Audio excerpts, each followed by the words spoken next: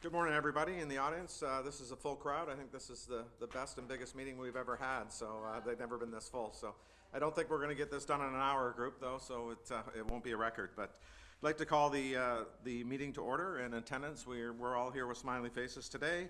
Disclosure of pecuniary interest and general nature thereof. I have to put these up so I can see you. Oh, Councillor Millett. 7.42, okay.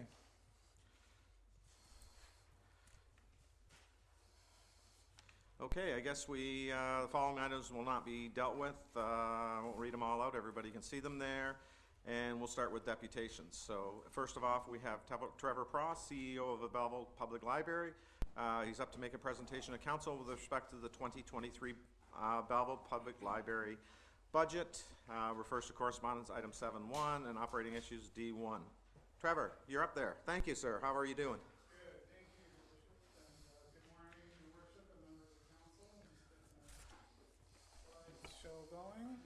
Thank you.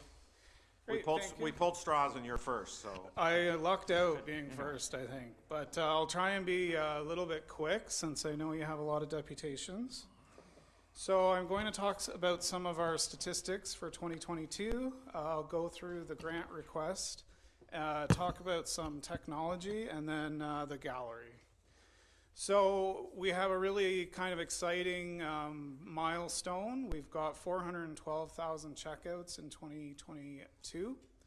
That's the first time the library has gone over 400,000 checkouts. It's over 1,000 a day, so it's pretty amazing. That includes 86,000 digital titles. So you can see a decline in the digital at the height of the pandemic. There was a massive amount of digital checkouts. So that's down 21% now. So it's slowly returning to the pre-pandemic where print does sort of dominate. And of course, DVDs as well are still really popular, even though the format is sort of dying. 34,000 online reserve requests, 18,605 people attended 600 programs. Excuse me. So you can see it's an incredibly busy place. Our grant request is a $103,000 increase over last year, or 4.24%, which is a little higher than we usually go, but the library board has approved this, and we believe it's the best we can do, and the will help us move forward and not just stay the same. So revenue projections have increased, which helped with a difficult budget. We've got 9% more self-generated revenue. So 230,000 of our revenue we generate ourselves, and that includes a $85,000 grant from the provincial government. I mentioned DVDs. We are seeing the physical collection is incredibly busy. Our budget has increased slightly in that regard, and that's according to our strat plan, where we're trying to bring up the physical collection. We focused a lot on digital, which sort of put us in a really good place for the pandemic, but now we're kind of going back to that physical. So just a technology update, and I have to recognize and thank the IT department at the City of Belleville. We've got a new wireless internet system, and then we put in new laptop bar counters with AC plugs and charging ports. $5,000 was given to us by the Friends of the Library, and we bought 3D printer, Cricut cutting machine, mug press, and a heat press. So those are some really cool tools that people from all ages use. We can print basically anything that can be made out of plastic can be printed on a 3D printer. So looking ahead, we did get some capital funding for our new switches and network equipment, which is getting a bit old. The building was built in 2006, so that's appreciated. And the last update will be the gallery. So again, our revenue is kind of going up back to normal after a really weird couple of years. 6,455 in commission revenue just from the gallery. So that supports artists, supports local community, and it also supports us, obviously. 5,376 people attended programs in the gallery. And we had some sort of exciting additions to our collection. We purchased 2 original paintings from Manly MacDonald. We had 3 of them donated, which is pretty amazing because they're quite valuable, up to 5,000 each. And we also had a lot of other donations. And we also upgraded our Yamaha piano, which was donated to us by the Williams family. And it's a really incredible piece of equipment that can play itself or be played remotely. So if you haven't seen that, I'll give you a tour. You can come on down and see it. That's about it for what I was going to say, but if there's any questions, or I'm not sure if questions will come later, but thank you very much. Yes, thank you. Mr. Pross, good morning. Could you just let council know, you mentioned the provincial grant of $85,000. Could you explain to them how long that number has remained as is? And then also with respect to the increase that the board's looking for, can you describe some of the pressures or the drivers for this increase? Yes, through your worship to Councillor Carr, I think it is worth mentioning that, like Councillor Carr says, the provincial government funding that we get doesn't change. It's been the same since the early 90s, so that's 30 years almost, and it's been the same number. So that is difficult for us. It doesn't go up with inflation. We have been lobbying the provincial government to try and increase that number, and so far to no avail, but they haven't cut it. So we do appreciate that money, but it does become less and less valuable. In terms of the increase, what we're seeing is labor, obviously is always the biggest chunk of our budget. We have a full year this year with Sunday hours, so full 7 day a week operation. Last year we didn't have to, we closed on Sunday for part of the year. So we've got the full hours, a full complement of staff after several mat leaves and illness leaves. So our staffing complement is going to be a pressure on our budget. And then other parts of it are security.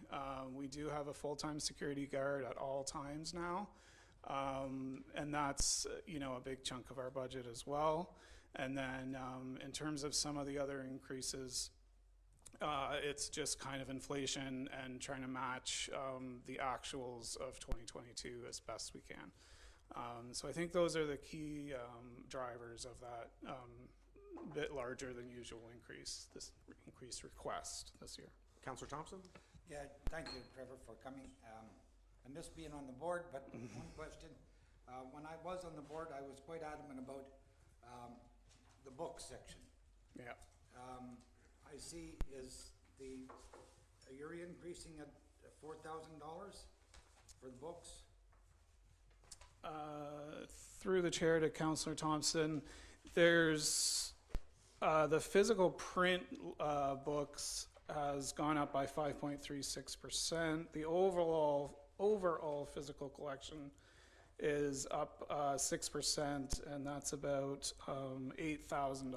So in the book area, it's again, 5,000 increase for print books. Yeah. So it's a modest increase, but. So you're finding, is there a larger demand for books now than the digital again? Yeah. And the board's quite happy with this increase in books? Yeah, through the chair, it's in our strat plan. They identify a little steeper curve. They want us to match provincial standards a little better, but given that the overall budget was quite high this year, we felt we should moderate that a little bit. So next year we might have a bit more of an opportunity to increase it closer to what our strat plan is saying. But those print collections are getting massive use. So definitely, to answer your question, yes, they're very high demand for the print books after a dip during the pandemic. Yeah. All right, thank you. Thank you. Councillor Kelly? Thank you, through you, Chair, Mr. Prost. Thanks for the report. Just want to go to 2022 usage statistics. Just want to kind of get your thoughts on this. Item 1, 2, 3, 4, 5. It says here, with the full return to in-person programs, the library and gallery had held 600 programs and events in 2022, attended by 18,605 people. This represents a 50% increase in the number of programming, which is wonderful, but a decrease in attendance. So what do you chalk that up to? Through the chair to Councillor Kelly, I have a pretty clear indication that that's due to the massive numbers of virtual programming. So in 2020 and 2021, we had almost entirely virtual. I think it was mid-2021 that we went back, or maybe even not. It's hard to remember with the pandemic, but the digital went way up and the online digital programming went way up. So things like Facebook story time, so a librarian reading a story online versus people coming and reading it in person. And we had what we believe are people from all over North America. I mean, we know we got requests for library cards from people in the United States. And that was what drove that number. So, you know, it shows that if you do put something online, you can get a big reach. Like I say, you know, thousands of people that wouldn't normally have come to our library were able to access those. I think as well, the gallery programs where they actually digitize the art, and they put the art online, that was super popular. And the only reason that we don't do that every time is it's a massive amount of work, but we're hoping in the future we might be able to do some of that where we do some virtual still. Right now the demand is in person and people are really kind of sick of the videos and the Zoom, and they just love to be back in the library with other people in person. But during those 2 years, 2020 and 2021, it was just thousands and thousands of people were watching those videos and stuff. So that would be where those stats get a bit wonky. Just to follow up to Trevor, is it fair to say now the Belleville Public Library is really, in 2023, a 24/7 operation? I know you got certain hours you're open for the general public, but now people can be engaged in reading books and ordering stuff 24/7. Absolutely, yeah. Through the chair to Councillor Kelly, not only are we 7 days, you know, open, but that we call it the virtual branch. So the virtual branch is open 24/7. There's databases, online courses, there's videos, audiobooks, basically any kind of content that you can get anywhere, you can get for free with your library card. So people who can't afford Netflix, and that's a lot of people, they can't afford the internet. I mean, the internet can cost like $100 a month. A lot of people don't have that. They can come and use Hoopla and stuff and have videos and a lot of that content that is recreational in nature.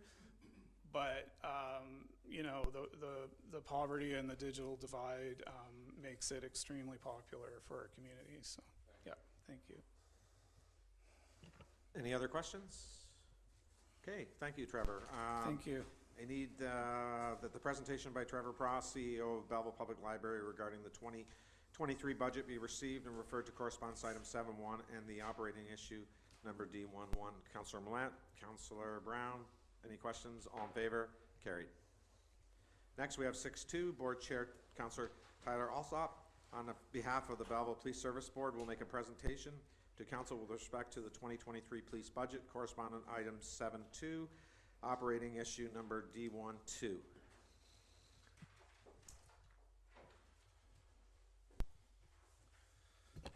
Good morning, everybody. My name is Tyler Alsop, and as the chair, no, you know what? Most people have, and that's why I like to open that way. You know, don't want to leave anybody out. Or if you're watching at home, you tuned in for a good one today. So I am here today to present the Belleville Police Services budget for 2023. I'd like to thank all of you for being here, as well as all of our members in the gallery today. And I see several members of the board, Vice Chair Heather Smith, Member Jim O'Brien here as well, and of course, your worship, and I'd like to thank all members for their hard work in preparing this budget for us today. So this budget accomplishes a number of things that were definitely needed in our community. When we were listening to Mr. Prost's presentation on the library board, we discussed the fact that the provincial grant had not increased since the early 90s. Well, this may be a theme, but our dispatch staff had not been increased since 1992, when the population was 37,000 people in Belleville. So despite a 50% increase in population, we had not increased our dispatch staff, which is sorely needed as our call volumes continue to increase. And as we prepare for next generation 911, that was a very needed addition to our force, and so we see that here. We also see an increase in our complement to raise the number of sworn officers from 94 to 98. We're halfway there now at 96. We have 2 more positions to fill. So the budget this year, in light of those needed increases, as well as, of course, inflationary and economic pressures, has arrived at a point where we're at 10.8%. But when factored in with the capital and operating budget, the real increase is about 7.6%, which you'll see is in line with many other presentations that we'll have today, and certainly in line with other police budgets around Ontario. So we're all facing similar challenges, but certainly we're looking to weather them together. And this budget fulfills many needs in our community, and also helps us get to the point where we want to be the safest community in Ontario. So for more detail on the budget, I'll call up our Chief, Mike Callahan, for more discussion. I'm ready.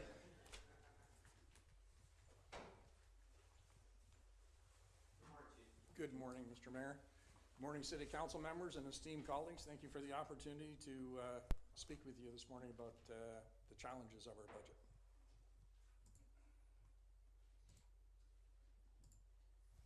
Thank you very much.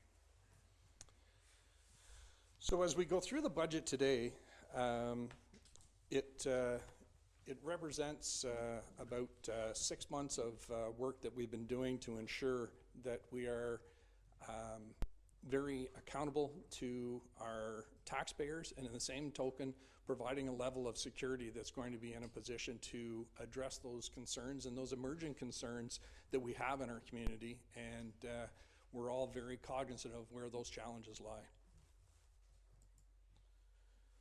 The reason I'm showing you this slide today is as a result of the body-worn cameras that the officers are wearing that council approved last year, we have seen a significant increase in our opportunity to address the concerns raised by the public and dispel those concerns, because at the end of the day, there is the perception of what a member of the public may have seen, what the officer believed, and the actual truth of the camera. And having the opportunity to produce the best evidence rule, which is the reality, the video recording, is a huge advantage to us for prosecutions. It's going to have an impact on the evidence brought forward in our cases. And we can't understate the psychological impact that an officer undergoes when they're under investigation. And the quicker we can resolve those, the quicker that we can have those issues disbanded, and the officer is able to do those duties without that 1,000 pounds sitting on their shoulder that they felt that they have done something wrong when they actually haven't. The other opportunity is real-time training. So we really stress the importance of de-escalation techniques so that the officers don't have to engage in a physical altercation with a suspect. And as a result of having those cameras, I can tell you that the sergeants are immediately able to use that video to provide training and being able to say, hey, listen, you know what, this worked really well in this scenario. They pull everybody together at say 4 or 5 o'clock in the morning, have a quick debrief or a hot wash as we call it, and it provides them that opportunity to do real-time training. The other item is if a sergeant, as they review the video, if they see that there's a training requirement necessary, they can do it within 24 to 48 hours, have that officer back in to address the deficiency in the training that that officer may have. So it's made a huge difference, and I thank you very much for your support on that.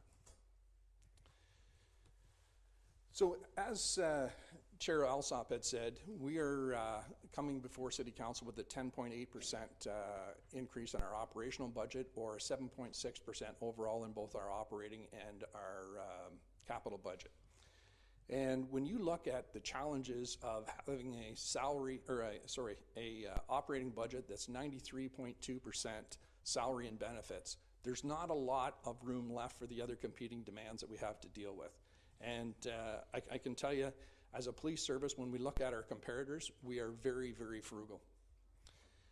We strive to look at different types of initiatives to make our Belleville police and our community safer. And one of those initiatives you heard about earlier this week, and that was looking out to the community to assist us with initiatives that we believe is going to make the community safer. And one of those initiatives was the automated external defibrillators that's going to be in every single one of our frontline police vehicles. So all 15 vehicles will have an automated external defibrillator. And as I said earlier this week, Rob Haggerty and Ross McDougall are truly the heroes, because at the end of the day, those automated external defibrillators could potentially be used on one of our loved ones in our community and save their lives. So they are the true heroes for making that funding available.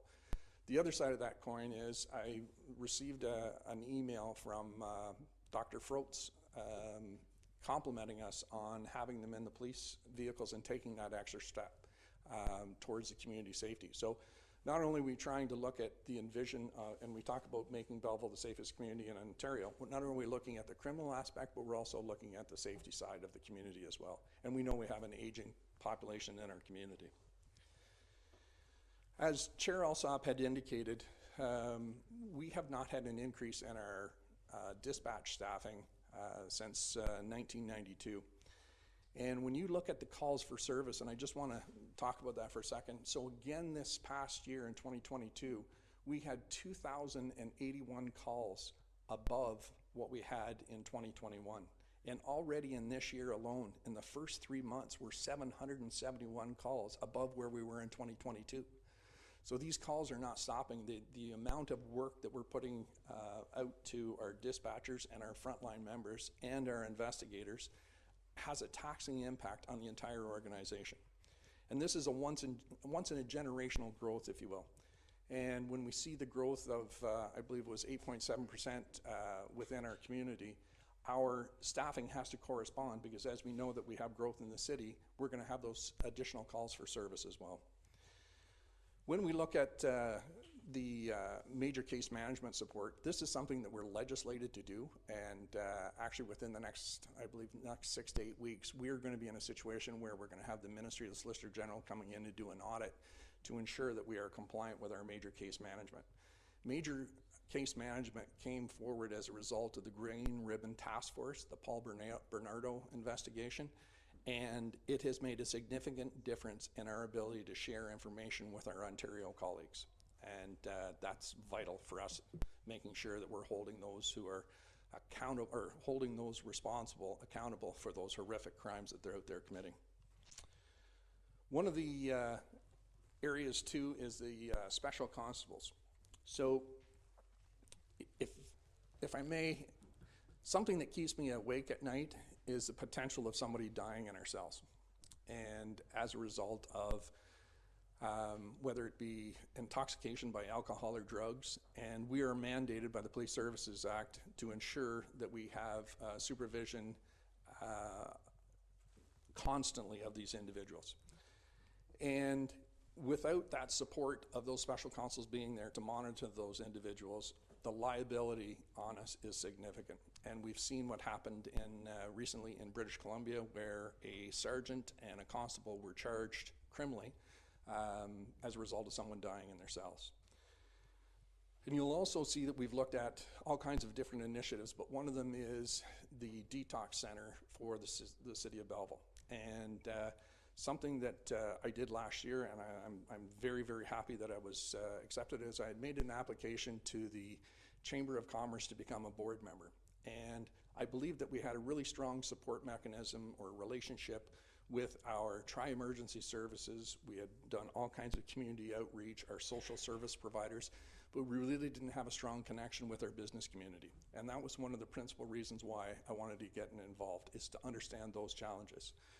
So as a member of the board, I was able to tender a resolution to make a request for funding for a detox center for small and mid-size communities. It was endorsed by our Chamber of Commerce, and it's now been endorsed by the Ontario Chamber of Commerce, and it's going forward to the Ontario Legislature sometime this month.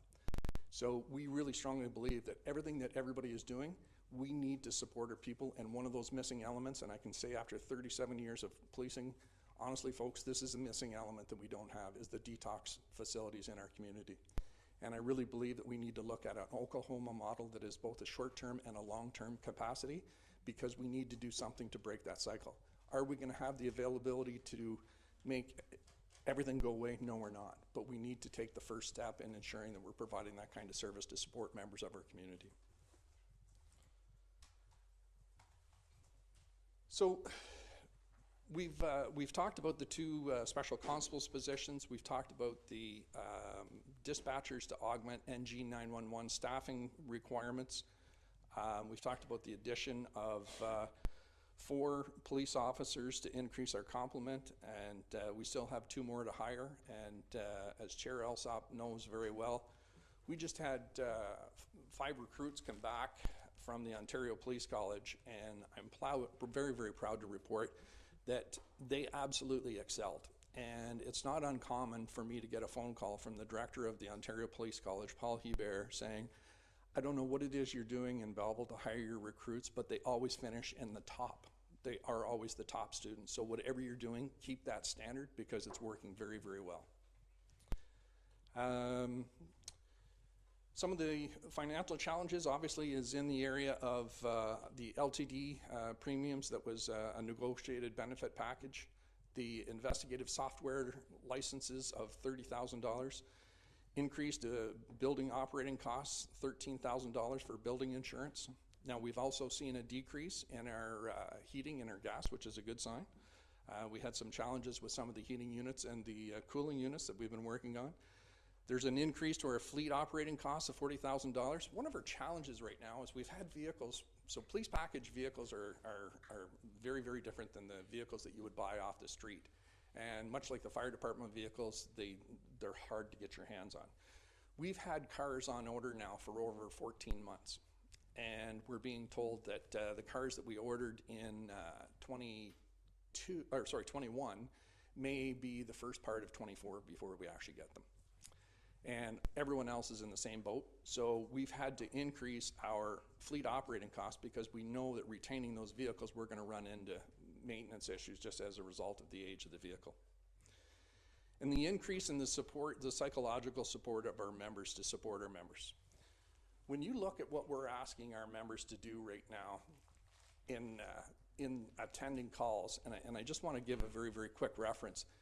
Last summer, we had a situation where we had one platoon, they attended 3 SID deaths in 4 shifts.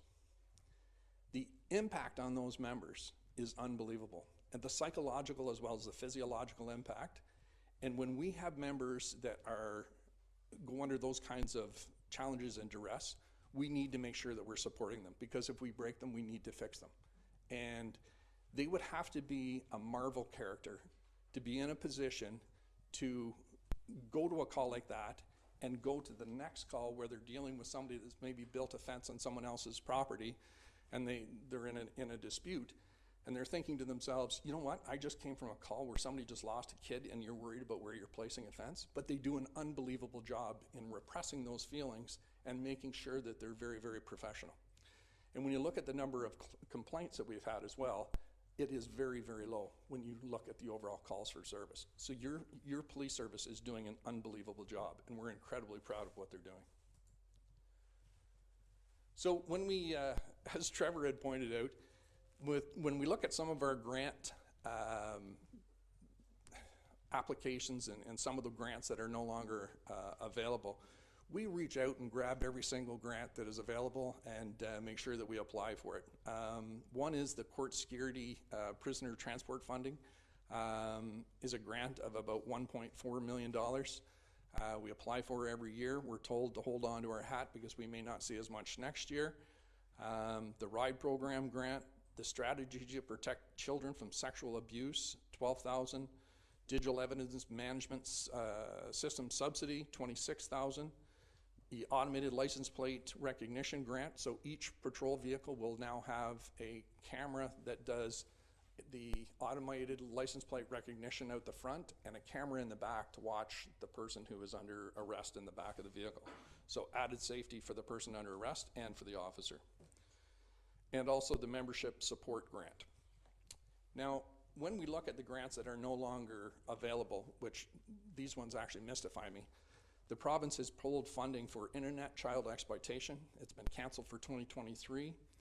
The strategy to end human trafficking, canceled for 2023, which is amazing because we're going to be working with a local radio station in the next month to do some public service announcements with respect to human trafficking, because this is something we really need to continue with folks. It's not only for the younger members of our community, but also with respect to migrant workers.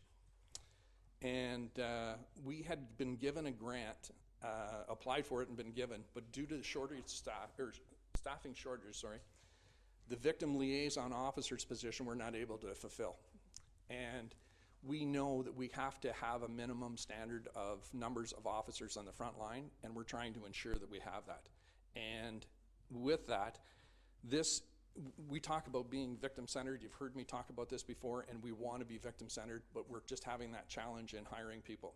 You heard me talk about a couple of minutes ago about that standard. We don't want to drop that standard just to fill a position. We need to continue on having that excellent caliber of officer on the street.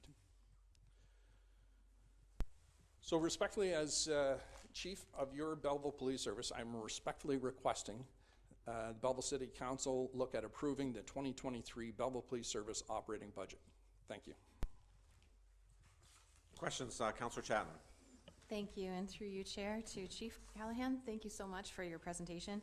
I just wanted to commend you because I went through this budget with a fine-tooth comb, and there's no place on this budget that you could trim the fat that wouldn't affect or impact public safety or the safety of officers. And I wanted to just say I applaud your efforts in putting in this budget, sir. Thank you. Thank you. I'm going to ask the same question I asked every year. The training for mental health for the officers. And you really struck a note when you spoke about infant death syndrome. I lost a child at 12 days old, so when that officer come in, and I can never imagine what that officer went through. So I'm always concerned, because of WSIB, that our officers are getting enough help in the mental health issues and training. So because of the issues, and that was just one incident, but the issues that you people go through, that's always the first question, the only question I asked you. Through the chair to Councillor Thompson, sir, we're continually trying to strive the balance between providing enough support to our members. We have our peer support member, we have our health and wellness group, we have AEP for our members, we have a chaplain program for our members, and we've also increased our psychological benefits for members. But we're also looking at internally, and when you saw that $10,000, what we do is we provide a program called safeguarding. So we identify members in our police service who are very vulnerable. We'll give an example, the ICE investigator who is seeing child pornographic images day in, day out, 5 days a week, and having to categorize and go through each single image. It's going to have an impact on somebody. It is. And we have a very specific finite period of time that that officer will be permitted to do that kind of work because of the psychological impact. And I don't care who it is, it's going to have an impact on them. And so we're trying to extend that safeguarding process to additional members who are going to be exposed. We're also working with a software company right now called Norigen, and it's essentially a dashboard system. So it is real-time dashboard information that will identify for us if an officer has been to several horrific calls. We will be able to grab him or her and say, look, you know what, you've been through quite a ringer lately. Is there an opportunity? Would you like to talk to somebody? Would you like to talk to whomever? and provide that opportunity and just have that hot wash or that operational debrief. And if we feel that there is a need, then we will definitely ensure that that person is being supported. So we're gradually chipping away at it, and we're trying to do it in a manner that's responsible to the taxpayers, but at the same time ensuring the support mechanisms are there. And I too share your grief. I lost a nephew at what was he, 8 months. So the SIDS deaths are just absolutely horrific for the officers and for the families as well. Thank you, and I just think that the officer needs all the help they can get with what they deal with every day, so thank you. Any other questions? Councillor Carr? Yes, thank you. Good morning, Chief. I just want to ask some questions, and I ask this a lot of every department, just in terms of when the taxpayers are giving you money to operate your service, you know, there's an expectation of results in return. And you've referred a number of times to trying to be the safest city in Ontario. Where are we in terms of crime rates, violent crime and property crime in our city? What are the current rates? Are we seeing trends up or trends down? If you could touch on that first, and I have some other questions. Sure, absolutely. So through the chair to Councillor Carr, when we look at the crime severity index for Canada, we're doing quite well. Is there an opportunity for us to do better? 100%. And as a result of the caseloads and the challenges that we've had with the call volumes, we believe that augmenting the front line is also going to provide us with an opportunity to ensure that we have adequate staffing in the criminal investigation side of things as well. Right across Canada, we're seeing an uptake in intimate partner violence. We're seeing an uptake in sexual assaults. We're seeing an uptake in assaults, common assaults as well. And we are not shielded by that. We're seeing the same similar set of circumstances happening here in Belleville. We're in a situation right now where I would like to be 60% reactive to calls and 40% proactive. Right now, we're in a scenario where I'm about 95% reactive and 5% proactive. That's got to shift. We have to find a way to shift that. So we're looking at all these different types of initiatives with the grants. We're looking at deployment models. We're looking at opportunities to better address those challenges. And we believe as well that we have a crime analyst who will point us in the right direction as to you've got a similar set of circumstances happening in this area. But now with this real-time dashboard that she's going to be able to have, she will be able to provide us information daily so that we're going to be much faster, be able to react to those individual challenges. And it's the use of technology is absolutely imperative, and the Belleville Police Service last year was recognized by the Ontario Association of Chiefs of Police for innovation and technology. And we've also been nominated this year at the International Association of Chiefs of Police, so that's right globally for our innovation and technology. When you look at the technology that we're using, it's very inexpensive. Every officer has a phone, so there's no laptops in the police vehicles like you see in other places. And when you start to get phone calls from LAPD, Chicago Police Service, New York City Police, saying, what the heck are you guys doing? Because you're the talk of the town and you're making some pretty innovative advancements in technology with literally no cost. So tell us how you're doing it. So we're very proud of that, and as a council, you should be very proud of your police service being on a global stage as well. So with these extra resources, you're telling us that you'll be able to swing from that 90-10% to more 60-40? So we're hoping to eventually get there. In the next couple of years, we're going to make a very, very cognizant swing to address those challenges of the increase in those crimes like the sexual assault, the intimate partner violence, the human trafficking. Those are paramount issues for us as well. okay, and just in terms of moving on beyond the crime rates, where are you with your clearance rates in terms of actual charges that follow? We've been exceptionally high in our rates. We've seen a slight decrease this year. We're trying to find out where that anomaly lies. And I'll be able to report back to you next year when we see. I never like to put a one-year stat on the table because it's just not representative of what's happening. A 2-year stat or a 3-year stats, historically, we've had great clearance records. Last year, we saw a decrease in our clearance records, something we're not proud of, but we're trying to identify what the cause was. Is it a staffing issue? Is it an increase of crime? This year will provide us in a much better situation, and this dashboard as well will provide us with some real-time information. So I guess if you want to go over a few years on an average, what's the clearance rate? I'm sorry, I can get that information, Okay. but I don't have it off the top of my head. The other thing that I hear quite a bit from constituents that's going to be their money that's going to go to your department is I get a considerable amount of complaints about the lack of traffic enforcement. It's probably in my top 3 of contacts with constituents. It's frustrating because I explain to them that the police service is accountable to the board, and I explain the structure of the Police Service Act, and all I can do is basically, when I have the opportunity, is to bring the issue forward to the chief, and here you are today. So I have to just say that I'm getting considerable complaints in Ward 2, in particular, my area that I represent, about the lack of traffic enforcement, and it's constant.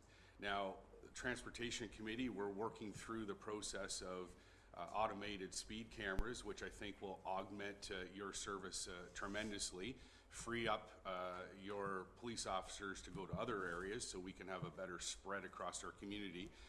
We have some issues, obviously, with the back office portion and provincial offenses and how we're going to defend it, and we know there's issues there. But we got to work through them. That's the bottom line. So can you just speak to me a little bit about where traffic enforcement is now, where you envision going? You're talking about adding more officers. I guess at the end of the day, the residents that are paying your bill want to know that they're getting results for the money that they spend on policing. Sure, absolutely. It's a really good question, and I certainly can appreciate your frustration because we get similar phone calls. And what happens in many cases, Councillor Carr, is that the perception of people speeding is not necessarily the reality of what's happening. So we have put up what we call the speed spy, and when we get a complaint, we'll take and put it up before we take and provide that level of enforcement to ensure that there really is a problem. And most often, it's the perception because people are out walking, and a lot of times they're walking on roads where there isn't a sidewalk provided. And as a result of that, when the cars are going by them, they feel that they're traveling at excessive speeds. But when we put up that speed spy, that's actually not the case at all. You might have somebody, we just did one where we had a member of the community that was very adamant that people were speeding and they were going 25 and 30 kilometers an hour over the speed limit. And on average, people might have been speeding 7 kilometers an hour over the speed limit. So it's that perception versus reality. And I don't for a minute try to dispel anything that they're saying in as far as them not feeling safe. I really believe that they do believe that. But just as far as the traffic enforcement initiatives, and I just pulled some stats together to represent, so in 2021, there were 490 Part 3 summons issued. In 2022, there were 294 Part 3s issued, which is obviously a decrease. However, in 2021, there were 1,797 criminal charges laid. In 2022, we had 2,492 criminal driving charges laid. In 2021, we had 3,086 Part 1 tickets issued. We had an increase in 2022 of 3,257 tickets issued for 2022. And then when you look at the total driving infractions for 2021, it would be 5,371. Total driving infractions for 2022 was 6,043.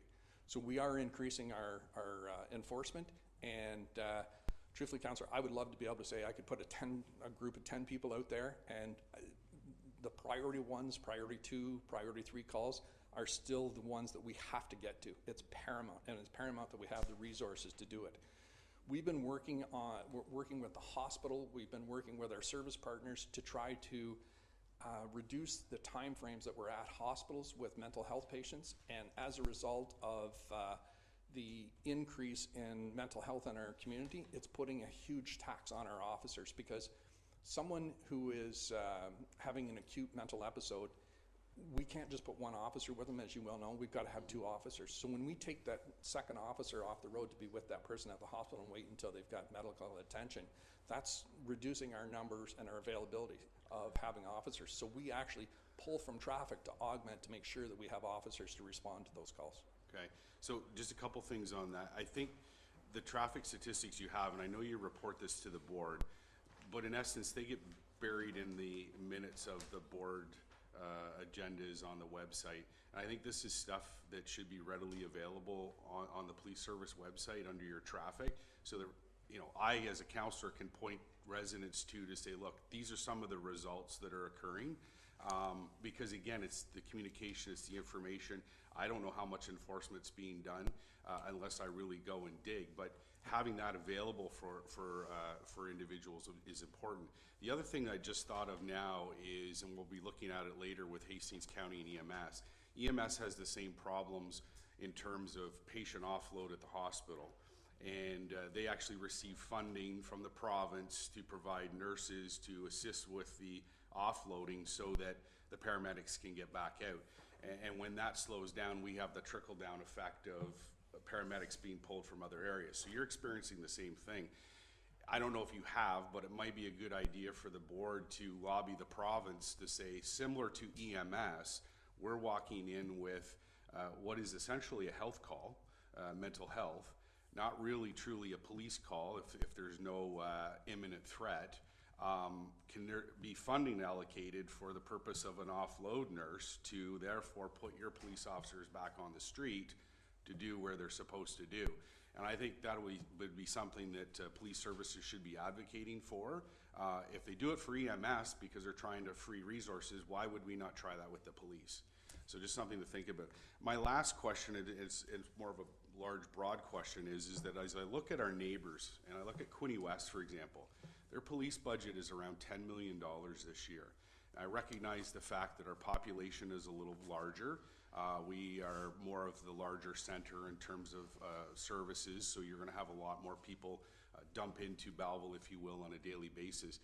Can you explain to me how your budget is proposed at $23.5 million and Quinte West is paying $10 million for policing? Absolutely, and thank you for that question. I think it's important to note that when we look at a comparative analysis, we have several comparators for municipal policing that we look at when we're trying to look at our budget process. We're looking at our comparators for staffing levels, looking at calls for service, looking at violent crimes. And 2 services that we are direct comparators to is North Bay and Cornwall. So when we look at North Bay, they have a population of 52,600 people. Their budget is $25,102,000. So when you break this down of a cost of policing per citizen, they're at $477 per citizen. When we look at Cornwall, the Cornwall Police Service the city has a population of 49,442. When we look at their budget, it's $22,124,591. This is a cost of $447 per citizen for policing. When you look at the Belleville Police Service, with a population of 56,000 people, our budget this year is $23,568,650. When you break that down, it's the lowest of our comparators at $420 per citizen for policing. And if you even take the $626,000 for our new police building debt and the $620,000 we put in for a capital reserve, we're looking at $398 per citizen for policing in our city. So we are doing extremely well, and we run, I can tell you, coming from a large organization previously, we run an extremely lean organization. And we have, when you look at our overall budget being, our budget being 93.2% salaries and benefits. And we have the remaining percentage to address everything else, our fuel, our insurance, the cost of running the business, our paper supplies, stationery, everything else. That's incredibly lean, and it's something I'm very proud of. And that's why I'm very proud to be in front of you today to present this budget. So there's a lot of things too that we have here. Some of them is we provide courthouse security as a result of being a catchment area for us. That's a $2 million associated cost. Now you saw we did get some funding for it, but there's still a pretty big chunk of that comes out of our pocket. We're fortunate enough to have a canine that was actually donated by our police service, where you'll have, with Quinte West, they will have a regional dog. We have our own tactical team. We have our own homicide investigators, our own forensic digital crime investigators. So people in this community are actually the ones that are doing the investigations. And when you look at the composition of the police service as well, you have members that are living in this community. You have members who are on the police service that are living in the community. And I just want to draw a really quick example. We had a scenario where a elderly lady was driving to the hospital. She was a caregiver for her elderly husband, and she just about got into the emergency department, and she had a heart attack and died in her car. Our officers attended, and they went and did the notification of the husband, who was not able to take care of himself. The officers stayed with him, made phone calls to family members, and while they were making those phone calls, they went out and shoveled his driveway to ensure that family members and loved ones could get there to help him out. If that's not the compassion and empathy that we're looking for members of our own community, and when you have the investment of hiring people that live in our own community, the investment is significant. And with Quinte West, as a result of being a very, very large organization, you have transient members. The members are posted, come and go. And with a municipal police service, you have people that are coaches in the community. They are leaders in the community. They are volunteering on boards. They are the sum of what we want of our citizens and our leaders as a community. And I think it's really important to note that when we're looking at some of the challenges of the budget. And trust me, we understand policing is expensive, there's no question. Yeah, and I just want to clarify, you know, when I'm looking at Quinte West, I'm not suggesting all of a sudden that we're looking at a comparator to the OPP and all the rest of it. I'm just looking at the bigger picture, dollars and cents. So what I'm hearing is that with your own dog handlers, your own ERT, some of that overhead that's here locally, whereas Quinte West will be able to pull from the larger resource, which makes it a little bit less expensive on the front end. Yes. Yeah. Okay. 100%. Thank you. Thank you. Through you, Mayor.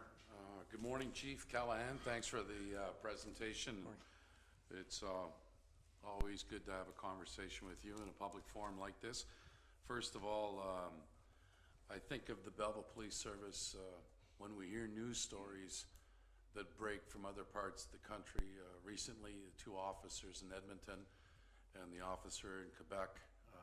I think of the men and women of our service that I know personally. It could have been something that they deal with on a daily basis. So I think of the Belleville Police Service officers and what they deal with.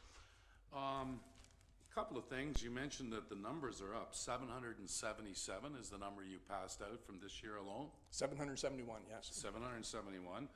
And I find it actually kind of bizarre to find out that the dispatch staff, I must have missed this last year, that nothing's been changed there since 1994. That's a long time ago. I do want to go to the detox center. Good luck with that. And something that you said today, I find it shocking because I've had numerous conversations with Inspector Meeks about human trafficking. And the reality is that Belleville is right in the zone for human trafficking along the 401. And to have Premier Ford and the Conservative Party in Toronto bail on giving grant money. It just doesn't pass the smell test. So you gave us a report that there's an uptake in sexual violence in this area that your officers deal with. So when human trafficking, and if you go to a website source, the majority of sex trafficking victims are teenage girls, some as young as 13, who are recruited through schools, social media, shopping malls. And how is the city, if the grant money's cut back, that we can't invest in that type of policing or safety? So what do you do now? We continue on with the path that we have been, understanding that we're going to have not as many physical resources able to do it, but that's why I'm so adamant about getting the public service announcements out there through John Sherratt's group, who has very graciously offered to assist us. I also believe that we're very fortunate in Belleville because in some of the larger municipalities, they do not want police in their school. We still have the school resource officer program running in our community. And I believe that this is where we need to be proactive and augment what we're doing. If you remember back in the 90s and early 2000s, we had the opportunity to get into the schools and talk and educate about impaired driving. And if you saw the stats on impaired driving, what did it do? It tapered right off. We need to do the same thing with respect to sexual assault, intimate partner violence, and the human trafficking. And that's definitely one of our goals moving forward. All right, thank you. That's all I had. Thank you, through you, Chair. Thank you, Chief Callahan. What a great presentation. And I was making some notes as you were speaking, and most of my questions have been answered, but I just want to commend you and your staff for what you do. And in this climate, I went through the budget, and again, in this climate, a 7.6% increase. I think you've done a great job. And the big thing that stands out to me is the word invest. We need to invest in our police services. You keep us safe. You let us all sleep at night. You're there when we need you. And I think you've done a great job in your staff for the city, and I commend you. And it's criminal almost that some of these grants have been cut back, and that it's been downloaded to you guys to keep these things going for us. But thank you for all you do. And again, I think it's a great investment for our city. Thank you very much. A couple for you, Chief, and thanks for coming today and the excellent presentation. We mentioned dispatch. 30 years it's been, I guess, since we've hired anybody. How many is it, 2 in this budget, or that we're hiring? So what we're doing is right now, each platoon has 2 members of dispatching. Yeah. They will have each platoon now will have 3 members on their platoon. So we believe that will be sufficient numbers. We looked at done a workload demand analysis to identify the number of people, and we will also have part-time dispatch available. If we're seeing a trend that we have a scenario where we know that we'll say between 3 o'clock and 9 o'clock at night that we're having a real challenge with a high call volume number, then we're able to bring in a part-time person to help augment during that time without enduring the cost of a full-time member. Okay, so how many total then in dispatch that you're looking for in this budget? So there will be four members of an increase and 1 civilian supervisor. Okay. Have you asked this before? I mean, it just seems that this number's been going up. There hasn't been any added manpower or human power to this. Has this come before, or just why of all of a sudden we're increasing quite a bit? In the last 4 years, we've seen a significant uptake in our calls for service, a significant number. The other challenge is with NG91, because of the multi-medium formats that will be coming in for the calls, we will need 1 person to handle the social media that's coming in, whether it be a text-to-talk situation, and have the other person actually dispatching. So it's going to draw resources, and it's going to make a difference in our availability to respond to those calls, but it's also going to be more graphic because there's going to be, where the dispatchers have historically just heard what's going on through the caller, they're now actually going to see through a video as well. So we know, and to answer Councillor Thompson's concern, we're going to have to ensure that we're safeguarding those members as well because of the videos, that the horrific scenes that they're going to be basically walking through and experiencing. Okay, and just one more question. I guess we have 4 officers in this budget to add to the complement? That's correct. When's that last time that's been increased? It's been a long time. I would suggest to you, I think it was 07 or 08. Okay. And I guess we don't have to speak about service of call, and from 08 now, it's probably up 50% or so on calls. Yes. Now, is this something you've asked for before, or is it just basically here today again? We've had so many pressures with moving into the new building Yeah. and those associated costs. And again, we're trying to be respectful to the tax base and the taxpayers, that we strategically were looking at our opportunity to get the new building in and have proper workspace for the members to actually work at it, because we would not have been able to house the people in the previous building. So now that we're into the new building, now that we've got that legislated NG 911 coming, we knew that we had to increase our complement as well. And I guess our complement compared to the competitor, or our comparables are close to, or? Well, when we actually looked at the closest competitor, North Bay has 117 officers, and which is a pretty steep increase, and you're going to see a steep increase in their budget next year. I was speaking with Chief Todd about this. We're looking at a gradual stage, as the board is aware, of implementing 4 officers this year, 4 officers next year, and then look at our calls for service, look at the volume, again, a needs demand analysis to ensure that we've got the right number of officers to support the volume of calls.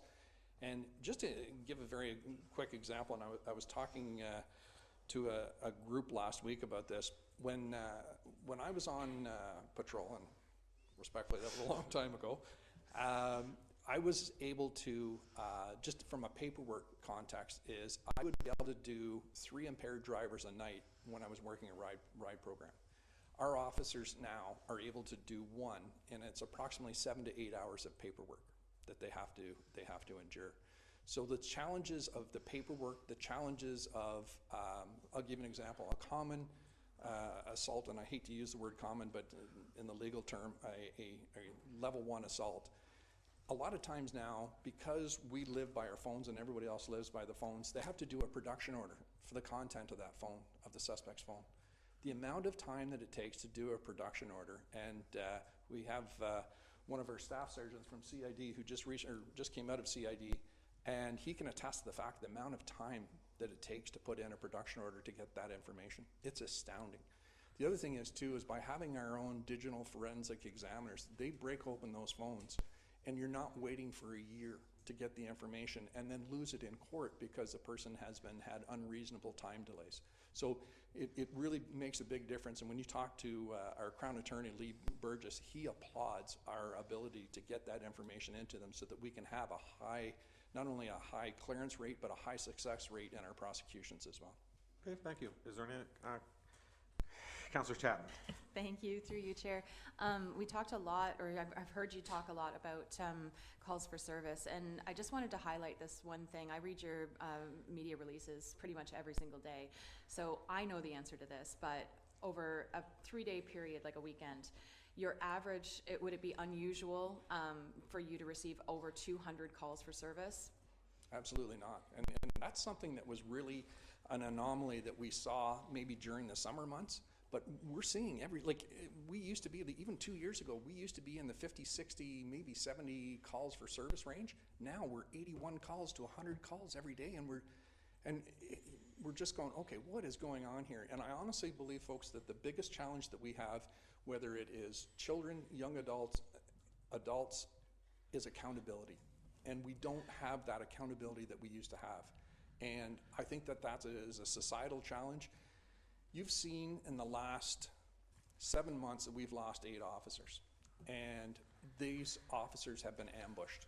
And there's no way that we can provide training for our officers to deal with ambush, because as a community and as a chief, you don't want your police officer walking up to every single car or every single person that they meet with their hand on their gun or being very aggressive. That's not what we want. There's a time for that if we have to resort to that. But you want them to be in a position where they can address the people in a very, very non-confrontational manner.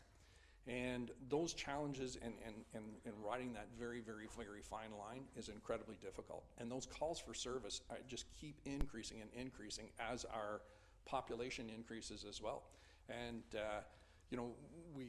we're very fortunate to have the relationship that we do with counselors, and I recently spoke with the councillor about the challenges that we're going to have with the upcoming summer months and the homelessness challenges. And I met with yesterday with Connor Dory from Hastings County, and trying to work on a strategy to be able to support those suffering from homelessness, and trying to collaboratively work with all of our partners, and we do every single day, trying to work on that and find a solution that's tangible, so that as we move forward, we've got some answers. And honestly, folks, this, as you well know, this just isn't a policing problem, it's a societal problem. And the challenges that lay ahead of us are likely some of the biggest ones that we've ever dealt with, but we need to work together collaboratively, and you need to know that your Belleville Police Service is doing that every single day.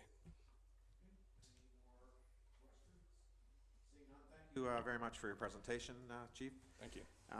So I need a motion that Board Chair, Councillor Tyler Alsop, on behalf of the Belleville Police Service Board, will make a budget presentation, that the presentation by Board Alsop regarding 2023 Belleville Police budget be received and referred to correspondence item 7.2 in the operation of D12. Councillor Chatton, Councillor Kelly, any more discussion? All in favor?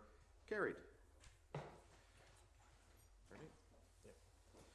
Okay, so next we have in the audience, yes, you're here, I haven't heard you yet today, so Doug Stevenson, Executive Director of Bay of Quinte Regional Marketing Board. He's here to make a presentation to Council with respect to the 2023 BQRMB budget. It's correspondence 711 on that one, and refers to operating issue number D22.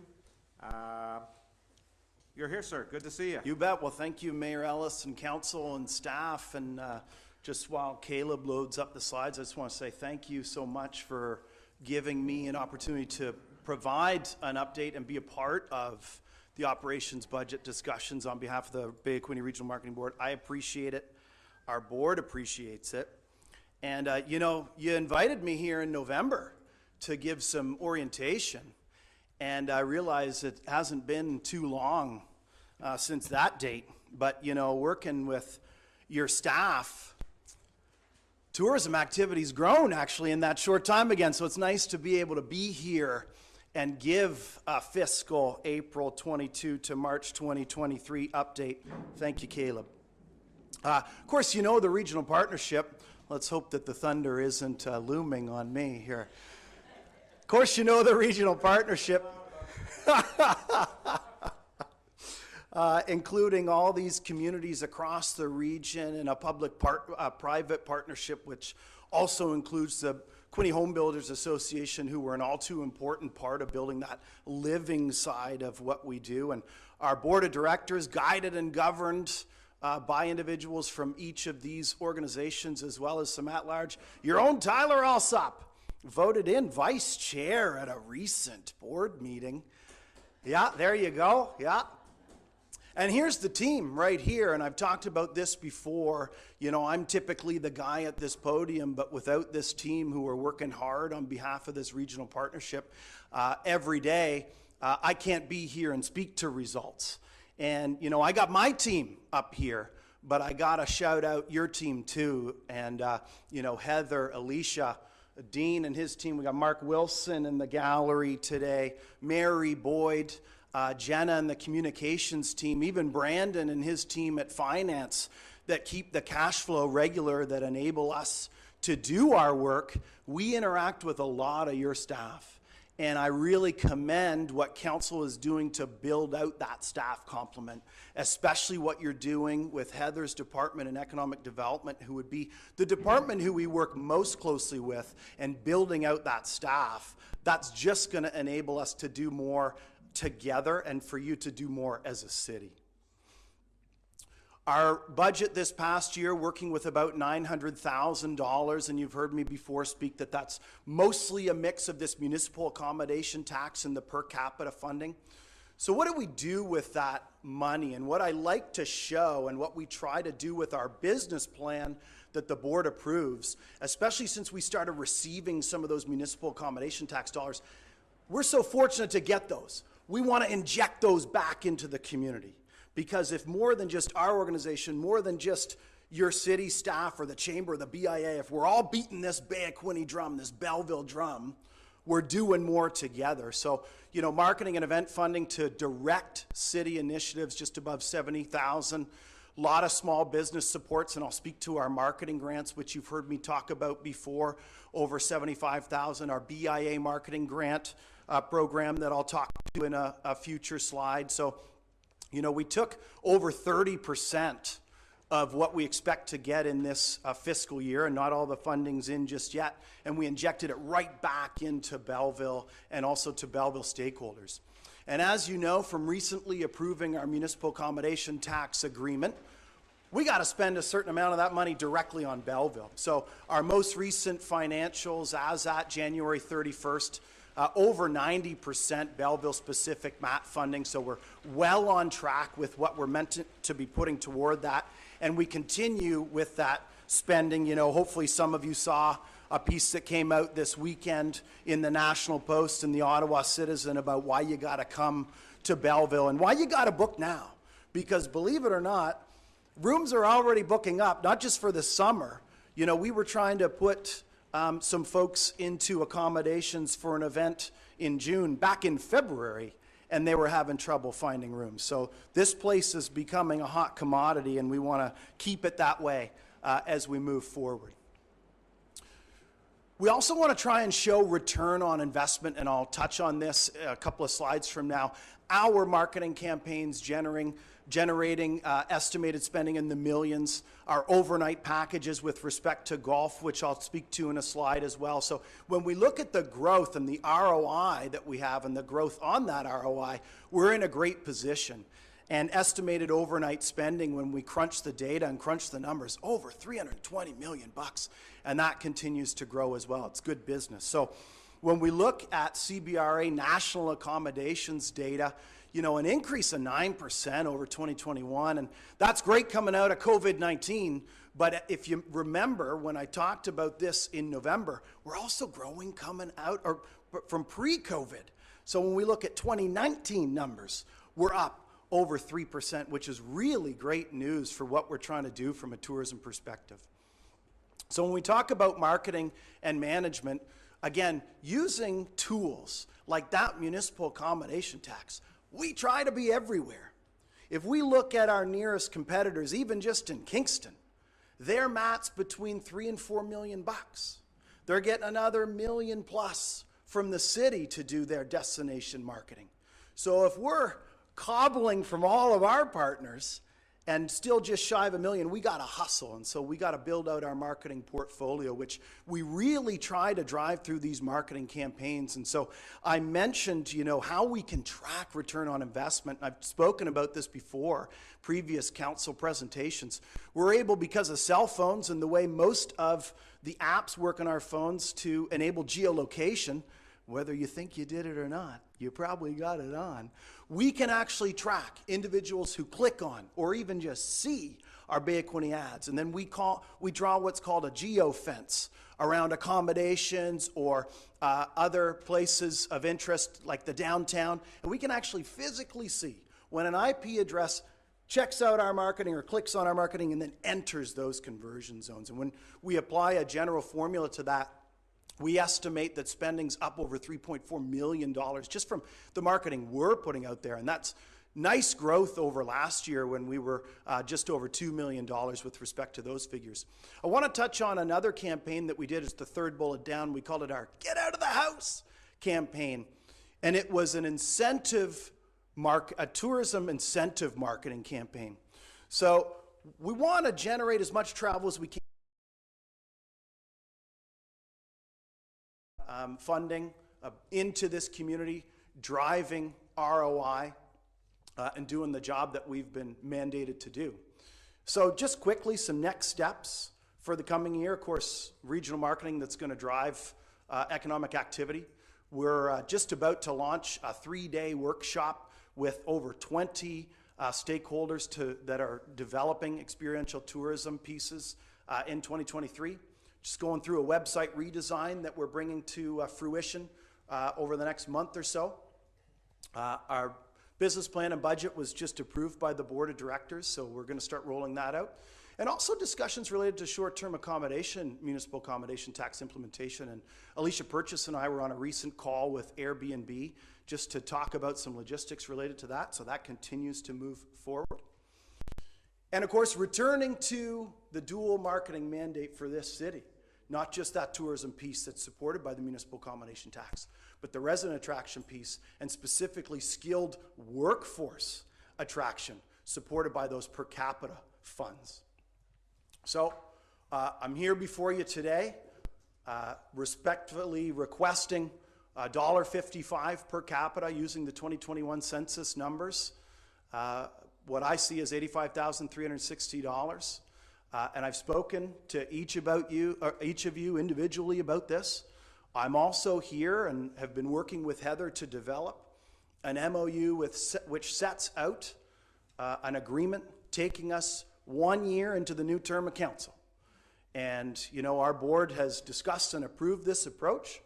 And the reason we're asking for this is, using last year as an example, create stability within the organization, reduce risk within the organization, and ultimately allow us to plan and work on a longer term basis. Because if we can do that, we can do our job on behalf of the city better. So with that, happy to take any questions. Thank you so much. Councillor Thompson? Thank you, Doug, for coming and making a great presentation. I go back to a number of years ago. I sat on your board as a vice chair for one term at least, and I'm happy to see that the partnership agreement is coming back in our budget today, because when we started this, it really was Quinte West and ourselves. Mm-hmm. And then you've joined in Brighton, the Tanganyika, and it's really been a partnership so for us not to pay that part of the thing that agreement is me, and we took it out last year. Should have never come out. It come out. Glad to see it back in. We are a group working together, and you do a wonderful job. And I commend Councillor Alsep for being on the board, and Councillor Sean Kelly was on it before. It's a great project, and I just encourage the council to renew that partnership agreement, which is so vital. If we're going to work together, we can't do it alone. And if we try to do it alone, we're lost. So thank you. Thanks, Ryan. Yes, thank you, Worship. Well, as the representative from Belleville on the board, I just wanted to say a couple words about the presentation. And we thank you always for the energy that you bring. You know, sometimes these budget discussions can be long, and if you could come back every third presentation, just do a couple minutes. I'm just trying to bring that Councillor Tyler Alsop energy. Hey, I wish I had that kind of energy, and you know, you're a little older than me, so hopefully it comes with time. But no, I think that this is a really important budget. The MOU extending 1 year into the term of the new council, as Doug said, provides that stability for the organization, allows them to work a little bit more long-term, and not be so concerned about, you know, if we get a new council in, what does that mean for our funding? What does that mean we can do? And we saw that with the removal of the per capita funding in the last budget. That created some significant challenges because those funding streams are designed for separate purposes. So all of a sudden, certain buttons on the website were no longer linking to Belleville for resident attraction. Now that we've seen the market slow down for new home sales, and as Councillor Carr noted at our most recent planning meeting, we approve a lot of these units, but then the building doesn't necessarily follow in behind. And I think we need to keep reloading that funnel of residents who want to come to the area and relocate here to put the pressure to get those units built and to continue this growth. So very much in favor of the per capita revenue coming back and the 5-year MOU as well. And certainly we would appreciate your support for that today. Thanks. Thank you, Your Worship, and through you, I'm going to reiterate, I'm going to support what my colleagues have said here. It was unfortunate that, and I think it caught a lot of us by surprise, but it did get approved by the last council, and the rug was almost undisputably pulled out from under Mr. Stevenson and the organization by ending that partnership last year. And that kind of commitment is something that we have long said is needed, not just in this kind of a situation and arrangement. We're the same group of people that would implore our senior levels of government to give long-term sustained commitment to programs that we need in the areas of, say, homelessness and other issues. This is no different. This is economic development through another stream. And continuity and assured commitment, I guess, is for lack of a better phrase, is what's needed. And if we're going to have strategies that work, bring people to this area, promote this region, and as we've seen by your presentation, it's working, we need to make that commitment. So I'm 100% behind this. So thank you. Thank you, Mayor. Good morning, Mr. Stevenson. Just a question with regards to the resident attraction living mandate. And originally, I believe that started out partly with partnership with builders to bring people here. Are the builders involved at all? Yeah, through the mayor to Councillor Carr, certainly. You know, at the beginning when I teed up the partnership, Quinte Home Builders sit around this board. They sit here as a funding partner. And so they're very much a part of this. And, you know, when we set out every year, they're a part of the marketing that we do as well. So how does that program compare? Because later on in our budget, we have a working Quinte partnership, which is to attract workers. Is there duplication there? Through the mayor to Councillor Carr, I mean, you know, off the top of my head, perhaps, but I think what we need to look at is how we're working with staff on work in Quinte.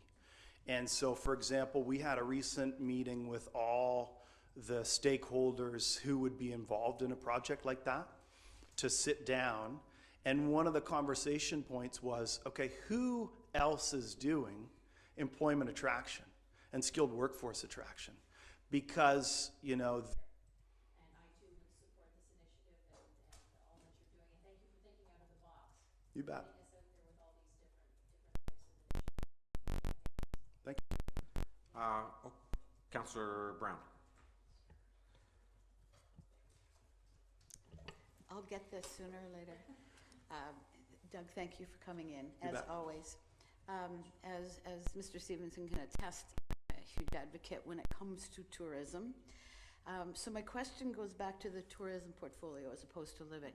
You mentioned 322 million of overnight revenue that's being generated and measured through the hotel sector. Given our proximity to the county, are we in fact we are benefactors in our hotel sector as a result of that proximity, meaning people are coming to the county to visit, but the accommodations there are not nearly as broad and available as they are here in Belleville.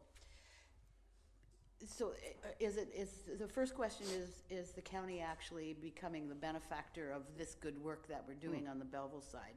And then part two from that, is there any way to measure whether or not the business environment here, the daytime business being restaurants, small shops, small business, that type of thing, is there any way to measure whether or not they're benefiting from the overnight accommodations that are being booked through our hotels?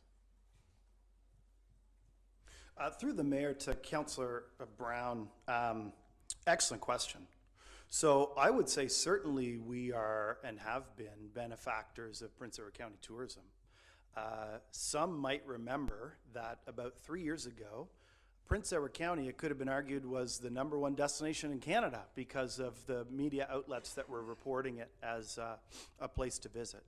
Now, you also raise a really good point. Prince Edward County does not have the accommodations infrastructure that we have here. Hotels and motels alone in the city of Belleville, 880 rooms. You know, even right next door in Quinte West, it's only around 400.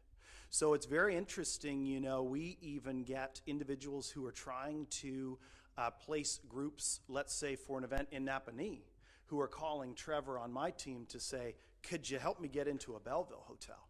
So Belleville, because of the infrastructure that's been created here, privately or otherwise, because also the Quinte Sport and Wellness Center is a huge driver for this, we really benefit to that.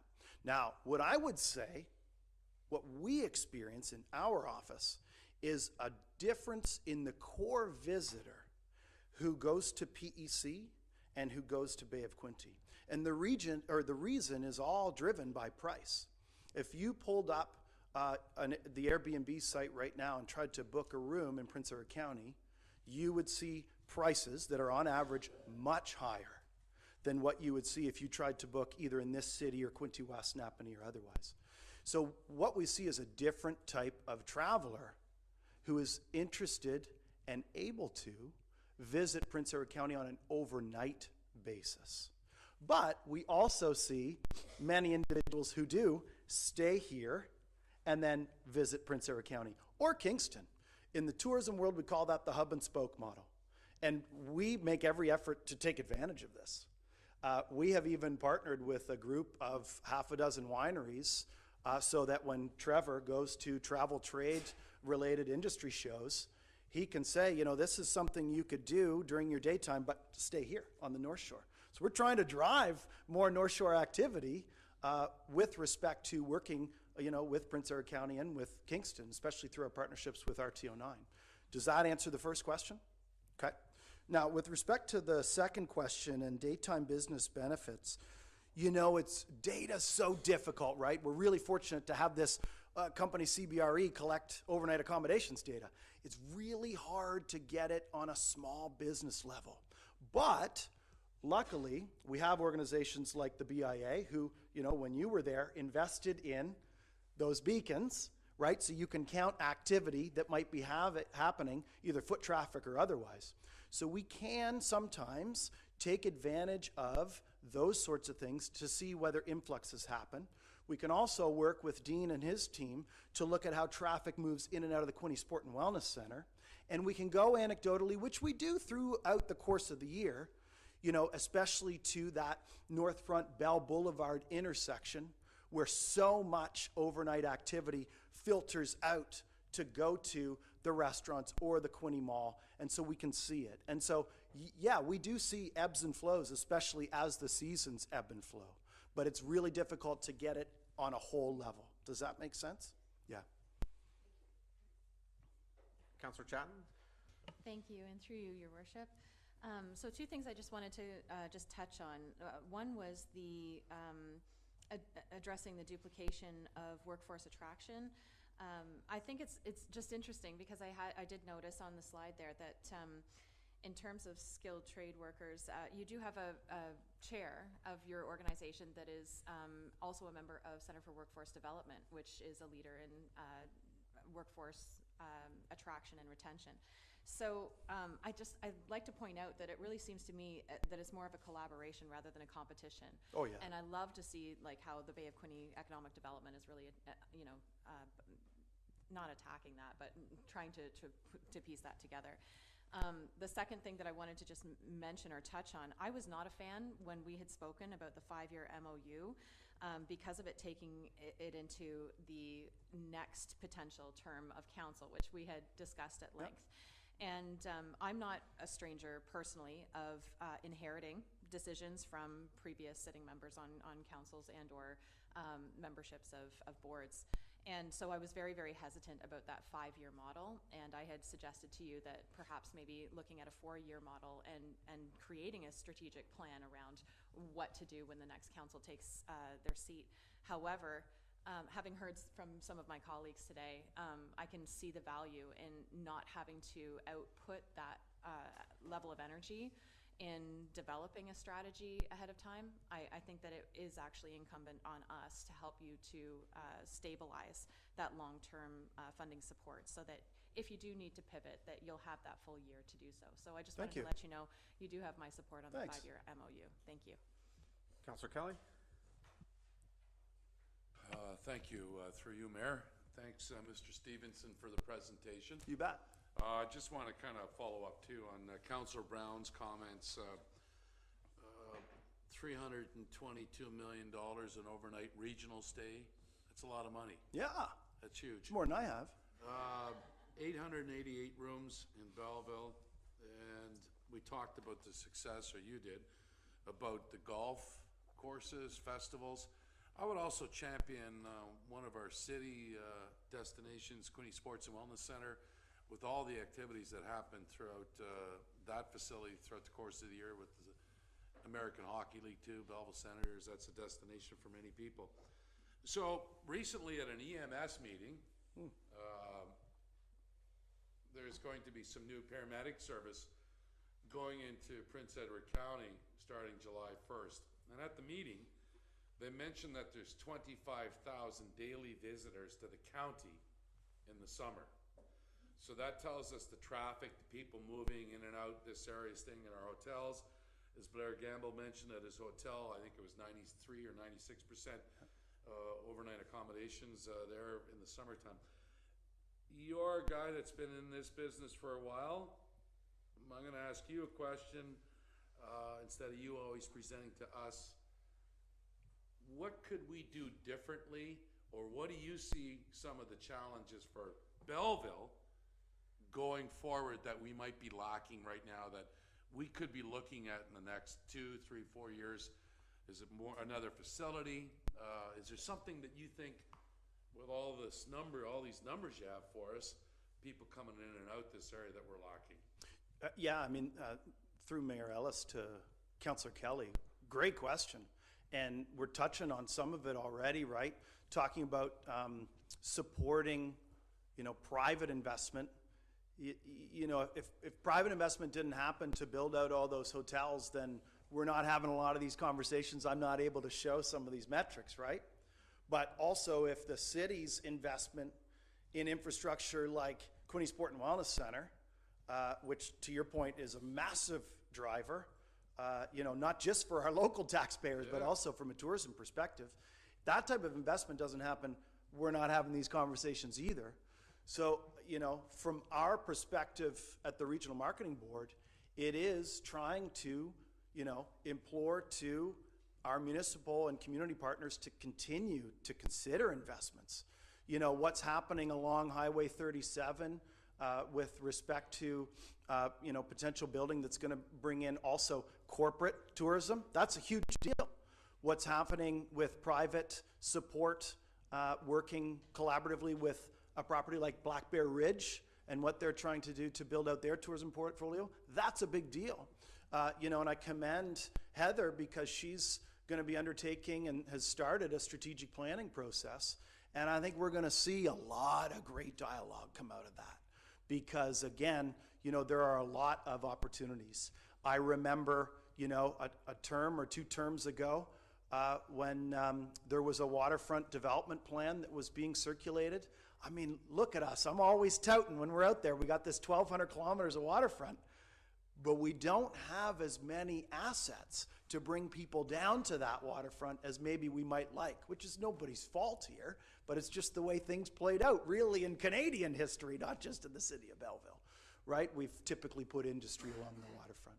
So I like to think that if council considered, especially waterfront development, as one of the primary ways that we could grow the tourism portfolio, because I'm, trying to tout the same message to City of Quinte West, that would just take us from here to here. Because we know this place is beautiful, right? But we got to show people as much as we possibly can. Finally, through you, Mayor, it was just an observation this past weekend for me anyway, at Riverside Park. I was out for a walk, and the city recently, over the last couple of years, put in the Frisbee golf. And I remember a presentation with Bay Quinte Regional Marketing Board to the city.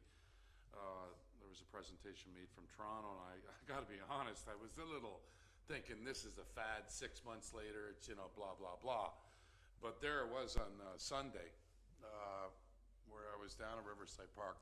There must have been 80 to 100 people getting ready to play Frisbee golf. So build it and they will come. Yeah. So, and that's another attraction to come to Belleville. I don't know where they were from, but they could have been coming up from a regional area to play in a beautiful park. So thinking outside of the box and sticking with it. Yeah, certainly. All right, thanks. Councillor Carr? Thank you. I remembered my question. Oh, good. And I think I know the answer, but I want to pose it. So if council's going to support the skilled workforce attraction and the per capita that you're requesting, is it safe to say that you'll track those numbers in terms of workforce numbers and by sector, and be able to report on that investment similar to what you do with the tourism portfolio? Yeah, through Mayor Ellis to Councillor Carr, that's the intention, 100%. Now, one of the challenges, but this is where engagement becomes so important, right, and working with the local business owners, it is that you're not going to necessarily be able to capture everything. So we are going to work to input measures, for example, some of the digital tracking that I talk about in part of the tourism presentation, to make sure we're able to see, you know, where we're doing great work or where we need to do more. So yeah, we're going to track as much as we can. And my suggestion would be is you continue to foster those partnerships with the private sector. You know, if you enter into a formal agreement where, you know, if they use your services to attract skilled labor, that they at least report back to you. Oh, certainly. Because again, if we're going to fund this program, we need to see the results attached to it. It makes it much easier to report out to the community that your tax dollar is being used and here's the result for it, versus this is what we're doing and it sounds great, but we don't have anything tangible to point to say that we've actually made some improvements, right? Yeah. So just putting that out there, you do an excellent job in terms of providing the metrics on the tourism side. We've talked about that before, and there's other organizations that are starting to pick up the pace where you are, which is good, because I'm a firm believer in when you're spending money, and this goes for city departments as well, we need to see the results at the other end, and without documented results, we're just kind of throwing money out there and doing things, but we're not reporting on it, and so you don't have the accountability and in terms of just the reporting back to the taxpayer of what they're getting for their money. So I appreciate that. Thank Just you. quickly through Mayor Ellis to Councillor Carr, and this is exactly what Councillor Chatton was touching on. This is where we create those partnerships with Center for Workforce Development or other, you know, stakeholders in this workforce attraction game, and we do exactly what you're looking for. Yeah. Just got a couple questions for you. So you're asking back the resident attraction piece of the puzzle. Now that was taken out of your budget last year, I guess? Through you to you. That's correct. Was there any reason? I guess you wouldn't know the reason on that. Yeah, I can't speak to that. So I guess we spoke, this was 5 or 6 months ago, and you had some figures, and it's probably unfair that maybe you'll have them in your head today. By pulling out of that piece, you were explaining to something of how our numbers went down compared to Quinte West. You were showing me those numbers who stayed in that Yeah, piece? so when I reported in November, so traditionally when we looked at residential home sales in City of Belleville, you know, compared to City of Quinte West, right? Belleville was on top and in the last year, so I believe you were up just over 5%, but then when that was turned off and we no longer did any of that marketing work for the city, it was actually an 11-point swing with respect to residential home sales happening in the City of Quinte West versus City of Belleville. I don't pretend that it's all due to marketing, but I like to think that there's something to do there. So 11% swing in 1 year? Yeah. So what you're guaranteeing? Less than a year. So That was April to We'll November. swing 11% the next way. Yeah, if you get sure, this yeah. passed. Okay, that's good. That's all my questions. Thanks. We'll hold you to that. So I need a resolution that the presentation by Doug Stevenson, Executive Director of the Bay of Quinte Regional Marketing Board regarding 2023 budget be received and referred to operating issue number D22. Councillor Brown, Councillor Enright Miller, all in favor. Carried. Note there that Chief Jim Pine, Chief Administration Officer CAO, will be here after lunch. He's had an appointment. You're done, Sue. Sorry, you can. Okay, You thank can you. stay, you can stay for the break. So right now we're just going to have about a 10-minute break, and we'll come back. Thanks.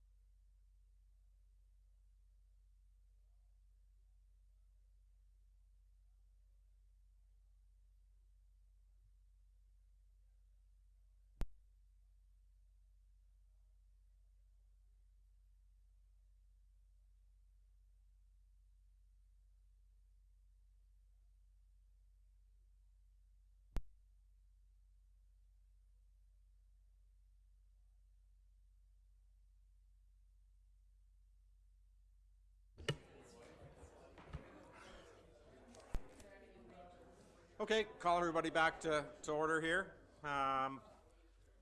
We all made it back. That's good. Thanks. So I guess the lightning hit the building here, so we did lose some communication, some alarms and that went off, and staff have got a lot of work this afternoon fixing it, right? Director Coyle, or pardon me, Director Coyle, yeah, but Manager Coyle. So, but thanks for being here and getting us back on the screen here.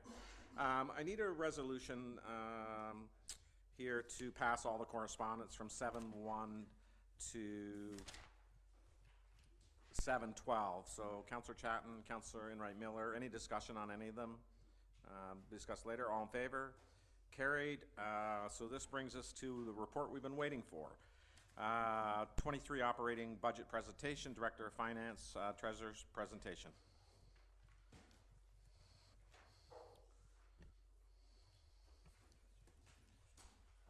I need a motion to go in committee of the whole to hear and consider reports, passing, and recommendations with myself in the chair. Councillor Chatton, Councillor Enright Miller, all in favor, carried.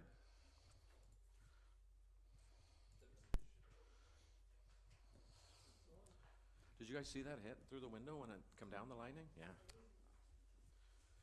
Good thing we got a lightning rod on the building. No, I didn't. I was too busy being scared myself.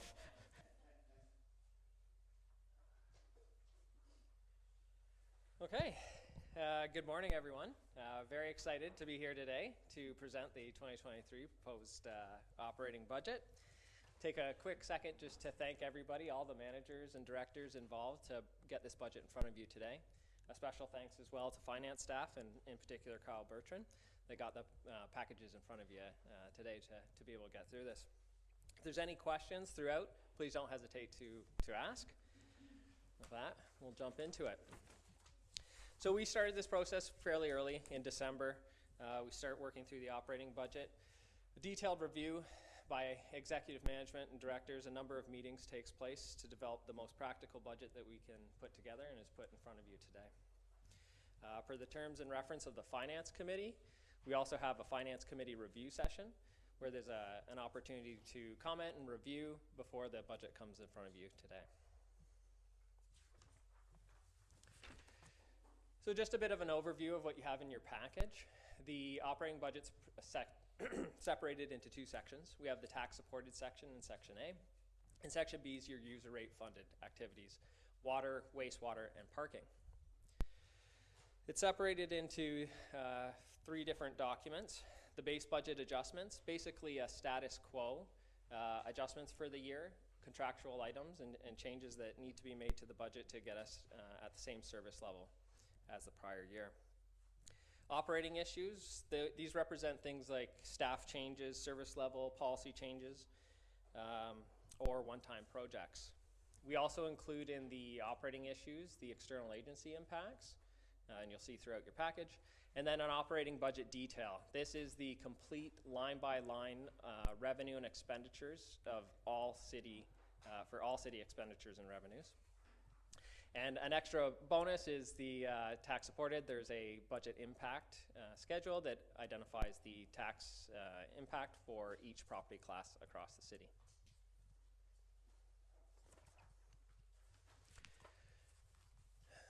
So we'll start off a bit of an overview for some of the cost pressures that we're seeing in the year. It's, as you've seen from other presentations, it's been a challenging year for many operations. The city is no different. We have fuel costs and fleet costs putting particular pressure on the budget. These increases are about 13% increase in these costs, and they're just establish basically fleet and fuel costs in line with our 2022 actuals. Budget also reflects an increase in insurance. This is approximately a 19% increase. We have an expanding portfolio, so we have growth in coverage as well as a 15 to 18% premium increase that's expected in June.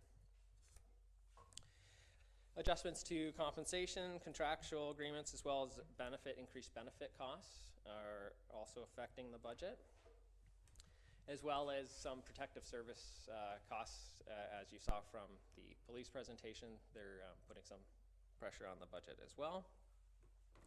And special purpose bodies provincially mandated, all right.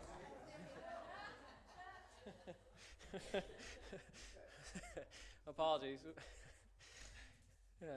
Not as ominous as the lightning strike, but a little excitement. So we're seeing the external agencies as well putting pressures, a lot of double-digit increases across some of those budget lines as well that's impacting city budget. Asset management as well, putting pressure. You know, we have a legislative responsibility as we've been discussing through capital budget. This is also putting pressure to make sure that we're going to meet our optimal funding needs. And finally, additional healthcare support. We're seeing some increases for EMS. We're also seeing a increase in the request for University of Kingston Hospital, as well as an expansion in the doctor recruitment program. So some highlights. The operating issues that are being brought forward. We're still able to invest in some of the strategic priorities of council. Again, hitting on the legislative compliance for asset management planning and contributions. Healthcare, a big item as discussed. Environmental, waste audits, the greenhouse gas inventory, as well as linear ECA processes are being undertaken. As well as some excitement for some new services in the transportation, or new items for transportation and mobility. Full core rated service for mobility, providing mobility service across the entire municipality. And a new initiative for free high school passes is on the budget as well. Some economic and business supports, continuation work in Quinny-licious, and as noted as well, we're seeing some increased investment in the protective services for our community safety, keeping our citizens safe. Where possible and where prudent, we've been utilizing reserve funds for one-time items so that we're able to keep the cost down on the ratepayers as best as possible. A bit of an overview for the operating budget. The budget totals about $209 million. The city's budget is $190 million, with 18.7 getting picked up for education taxes. These are taxes that are just collected and then returned to the school boards. For our city budget portion, the 190 is split up between 150.7 for tax and the 39.3 on user-rated activities.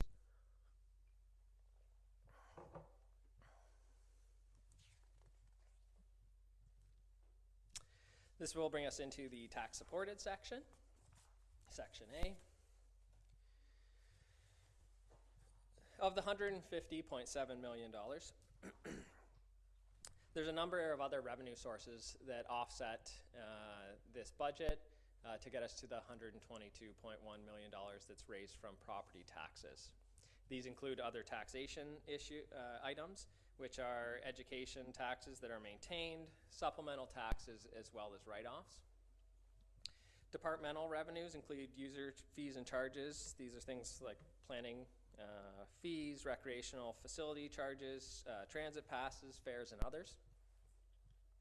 Also, the other departmental revenues, as you can see listed, include municipal accommodation taxes, development charges, and reserve fund transfers. As mentioned, cumulatively, this brings us to $122.1 million raised in taxes, which is represents an 8.94% increase in the tax-supported budget.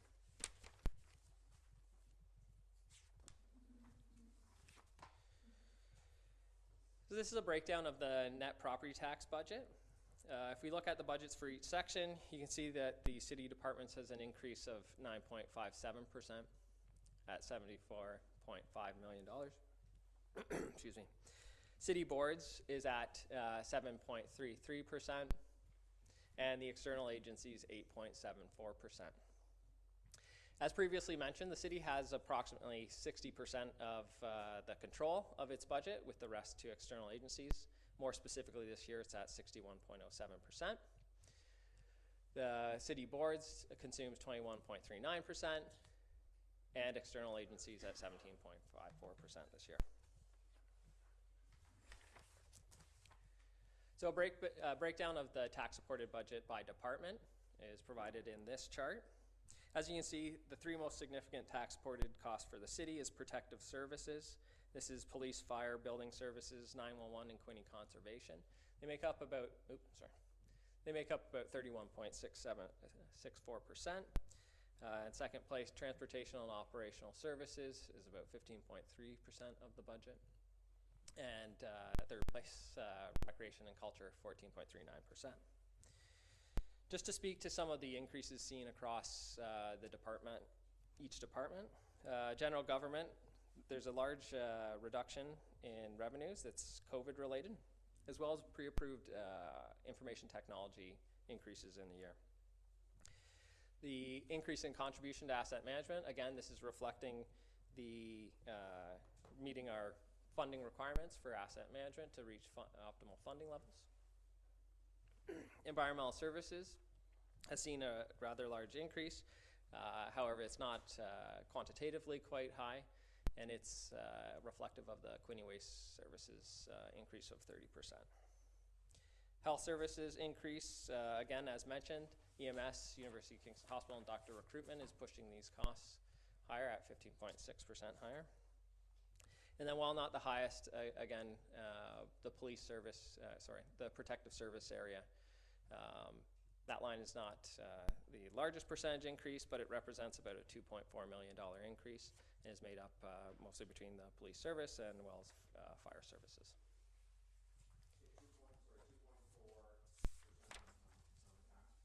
Sorry, my apologies, $2.4 million, that line's increase, which would represent, it brings us into this slide, which is just a graphical representation of that. Where you've got 2022 being represented in blue for the property tax levy across departments, and their increase to 2023 levels identified in red. So that red piece for protective services represents the $2.4 million increase.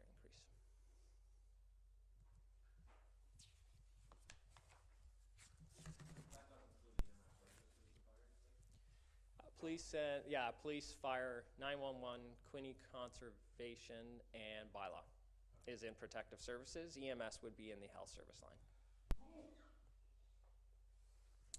So starting from the prior year's levy, the $112.1 million, we start with that figure and we add what's referred to as the base budget adjustments.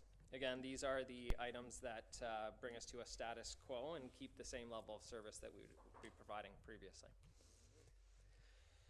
As can be noted, there's no direct impact. I'll just highlight, you kind of fly by it, but the pre-approved operating budget items, there are a number of items in there.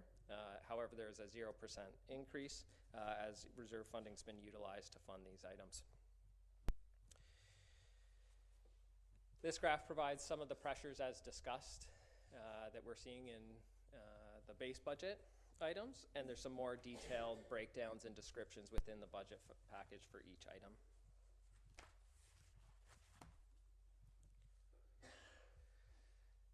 As noted, again, operating issues, these are kind of the new items, new projects, new increases in service levels.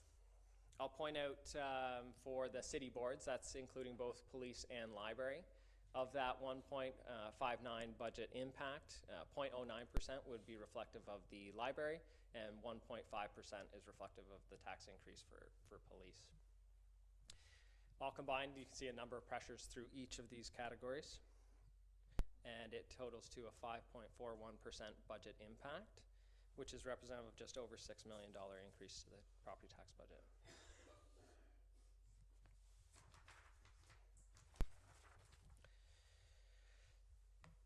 So as outlined in the issue summary that you have before you, and as we step through each section for the base budget issues as well as the operating issues, that brings a total increase of just over $10 million into the operating budget.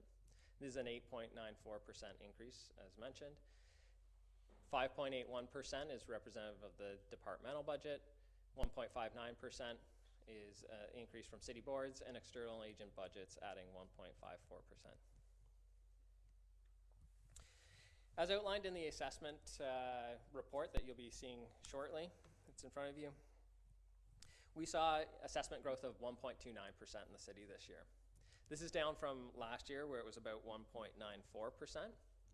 And the impact on that is essentially 1.29% garners about $1 million for us that we could have otherwise increased rates. We could add $1 million to the budget without increasing taxes with the 1.29 assessment growth. This is different from prior year where we were seeing about a $2 million impact from the 1.94%.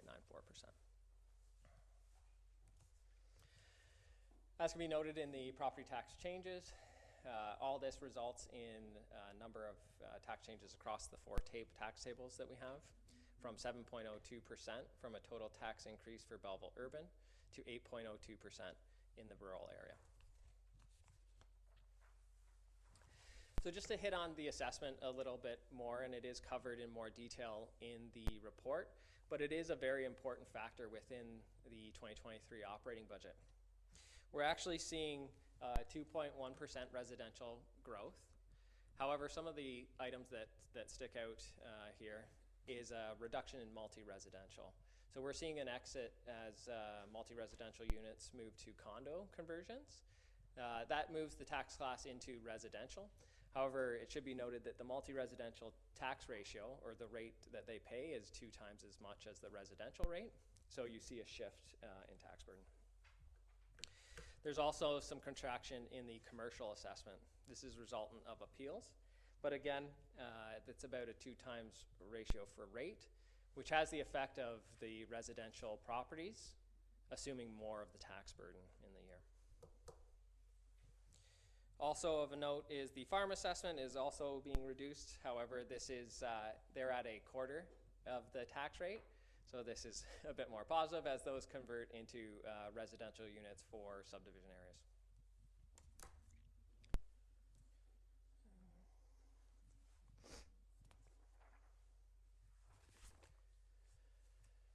This chart here is, again, just hitting on the assessment, but identifying it across our 4 tax tables for the city between Belleville Urban, Campton Rural, and Rural. We're seeing the highest growth at 7.67 in the Campton Urban area, and the lowest result in Campton Rural, and the lowest result in Canifton Urban. It can be noted from the chart there's a pretty substantial swing. This would be a result of the previous approval to move one of the properties, or move the boundary of the Belleville Urban boundary into some of the Canifton Urban. So it has the effect of moving some of the assessment out of Canifton Urban and is being absorbed within the Belleville Urban rate. As you can see, Belleville Urban carries about 74.61%, with the remainders covering 25.39% of the assessment. So in this slide and the next 3 to follow, hopefully you can see it clearly enough. It identifies the change in tax rate for each table. This is Belleville Urban's rate, and the change from 2023 to 2022, and the impact of both assessment growth, the budget impact, and a transition to core mobility, moving the rate across all 4 tables as opposed to just the Belleville Urban rate. So you'll see a reduction on this slide, but you'll see an increase on the others. So as can be seen, the total municipal increase for Belleville Urban is 7.714%. However, when we consider education taxes, we're looking at about a 7.02% increase.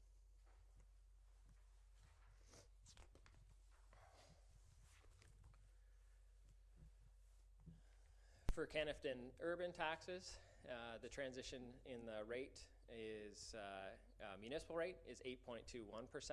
Again, you can see the impacts of both growth, the budget impact, and core mobility having an increase on the rate. Considering education tax rates, the total tax increase that is expected for the Canifton Urban taxpayer residentially is 7.44%.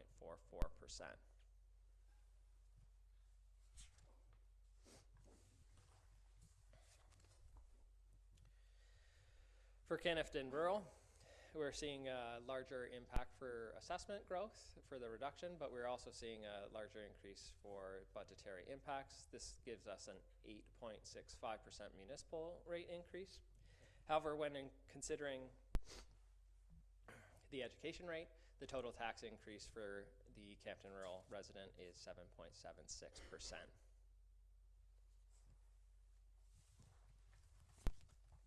And finally, for the rural tax table, we're also seeing a larger increase for this group as well. They're a benefactor of increased assessment growth, but as well picking up a larger increase on the budget increase and mobility, resulting in a 9.13% municipal tax increase, considering education down to 8.02%.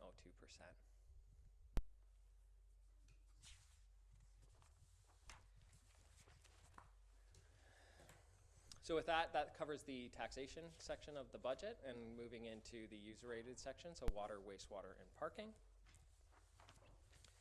Just to highlight some of the water budget items, we're seeing an increase in about $2.4 million, or 14.19%. So while this is a large increase, it's mostly reflected of the one-time development charge waivers incurred in the year, which is actually reflective of about 11.63% of this increase. Should be noted that this cost is not expected to be incurred in the following year, hence utilization of reserve funds. A breakdown in detail of the costs are included as well in the budget package, with more descriptions on the particular impacts for each budget adjustment, base budget adjustment. This table breaks down the proposed water revenue and expenditure budgets. This is reflective of the increase in the water rates of 0.75% rate increase that was approved by Council in December 2022. With the large increases in revenue and administrative expenses that can be seen in the chart, again, this is reflective of those previously mentioned development charges, hence the 260% increases that you're seeing on those lines, both corresponding in your other revenue as well as your expenditure lines.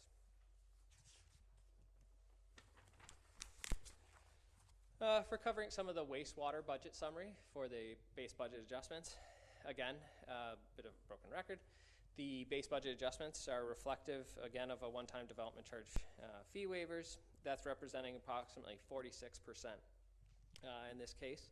And just a little background or reference for why the swing or the significance for wastewater is that in the development charge background study, there's a significant portion of the development background study that we're raising for wastewater components. Hence, this fee is actually a fee waiver component. It is much more substantial. Not considering the impact of DC fee waivers, there's still large increases, and primarily this is a function from an increase in the rate that is driven to increase our reserve fund contributions. Again, we're putting money into the DC.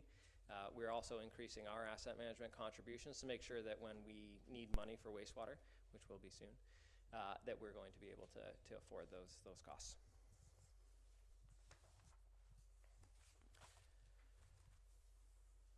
This chart provides the complete breakdown for the wastewater revenues and expenditure budgets.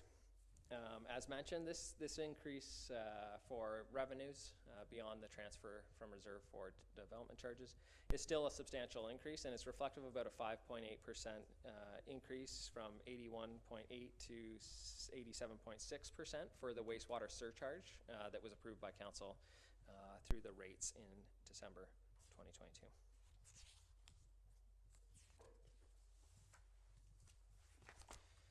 All right, last but not least, this is the parking budget summary. So for base budget adjustments, they were fairly minor for the year. However, we do see the operating budget issue that's being brought forward, and this is to engage in a parking rate study.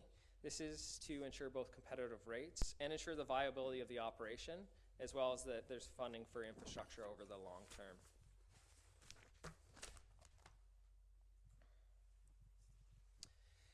Again, here's the breakdown of the proposed 2023 budget for parking for both revenues and expenditures. I would note enforcement services had seen a rather significant increase as reflective of some enhancement in the enforcement services for parking in that contract. It actually results in the parking operation in 2023 running into a deficit. So we're using the parking reserve to fund operations. Again, this kind of piggybacks a bit on making sure that we're doing a rate study so that we can charge rates in line with ensuring that we're not going to be funding operations from reserves in the future. At the end of 2023, the parking reserve fund's projected to be reduced approximately $615,000. A quick question on the parking reserve. Yep, to the mayor, absolutely, yeah. We use the parking reserve for, primarily for capital. So when we bring forward the capital budgets, you'll see parking under its own section, and they would always be funded from that reserve fund. So we're raising rates to fund both operations. We'll put sufficient funds within that reserve to fund any of the parking lot rehabilitations, expansions, or long-term capital items for parking specific. So at the end of the year, it'll be about $615,000. Yeah. Yeah, I got two questions. At this point, the tax. What is our taxes changed because apartments got changed to condos, which is a lower rate of taxation? Is that right? That's correct. Yes. So has that affected a large amount of taxes coming in to our city? So what it produces is a shift in the tax burden. So we end up having to, if all things were equal and we had those conversions happen, you'll see increases across the other tax classes to pick up the differential between the loss of that tax for multi-residential. So we don't know how much that amount that we have to shift over to those other tax rates. I could give you that amount. I can tell you overall there's at least an $800,000 shift in the burden that's moving over on the residential side. Okay, I think that's good for the public. My second item is the development charge. I think the public needs to understand our sewer and water rates are being affected by development charges. We're forgiving development charges. I'd like you to sort of explain to the public that might be listening that how those what we've done with the development charges to increase development, whatever it might be. Can you explain that to the public? I think I can, through the chair to Councillor Thompson. So specifically for these, if you're speaking to the fee waivers, we do have a policy within the development charges that identify the waiver of industrial land development charges. This is a bit of a stimulating factor for growth. And what that does is we still require to do the infrastructure and do the work that's required in the development charge background study to make sure that these developments move forward. So the city is required to put the funds into the development charge reserve fund. What this does is it helps to ensure that those funds are available so that when we're going to do development activities, we're able to pull the funds out of the reserve fund as well as with the city's funding for the non-growth portion to ensure these growth projects that are identified in the development charge background study can get done.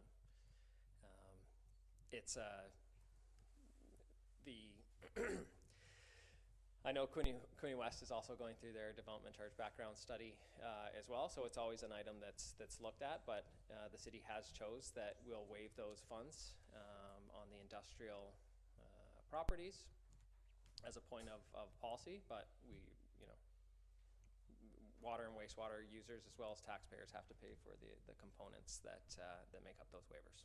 Yeah, and that's because I must admit I've been here a few years and I get on this wastewater and sewer rates every year. So it's important that that we can explain to the people why the sewer and water rates are what they are. And I know you're going to say they're basically the same as every other community, but we still get that question every year. So I just want to make sure that the public hears that those development charges are giving growth to the city in the long run. And if we didn't have that, other charges would have to include. So it's an explanation. Again, I'm going to bring it up that I don't think it happens yet, that when we put our sewer and water rates out, bills, that we get a better explanation. In the next bills that are going out, I brought it up last time, and I'd like it to make sure that we happen. So thank you. And I just, Absolutely. yeah, I asked, I guess, to Councillor Thompson's Question, so waiving development fees, and that, say, so for instance, I believe, you know, at the YMCA and that, there was $1 million waived in which I support, was waived to get the Y. So how is that $1 million paid out? Is it paid out and developed, like, is that absorbed in our budget for the first year? Is it paid out over 3 years? I know there's another big industrial warehouse that's being built, and I assume the development charges were waived on that and I don't know if you had that amount in your head and how that would be downloaded to the taxpayer over how many years? Is it all in 1 year, 3 years, or? Through the mayor.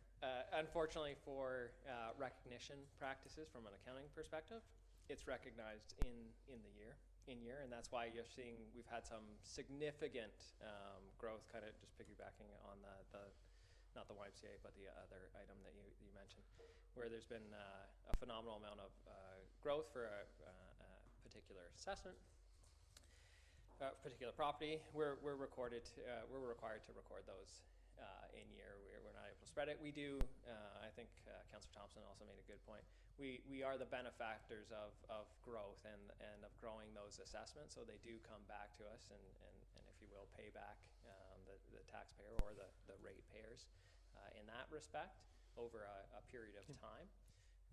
So it is a positive and negative story at the same time.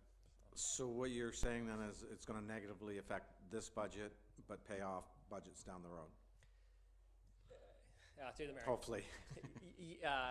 Yes and no. We've undertaken a financing strategy to buffer the impact. So that's why you're not seeing and kind of just mentioning back on some of those pre-approved items where we've subsidized the cost with reserve funding.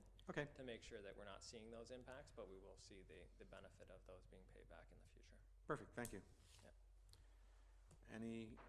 I was only one slide away. Keep going. Close.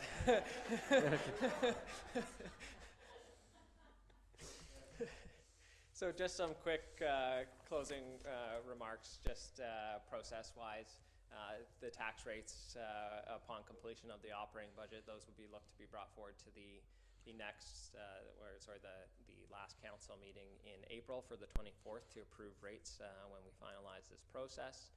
We've got property tax bills planned to be sent out for May 15th with installment dates set at June 28th and 27th, which is reflective of the request within the reports that are in front of you today.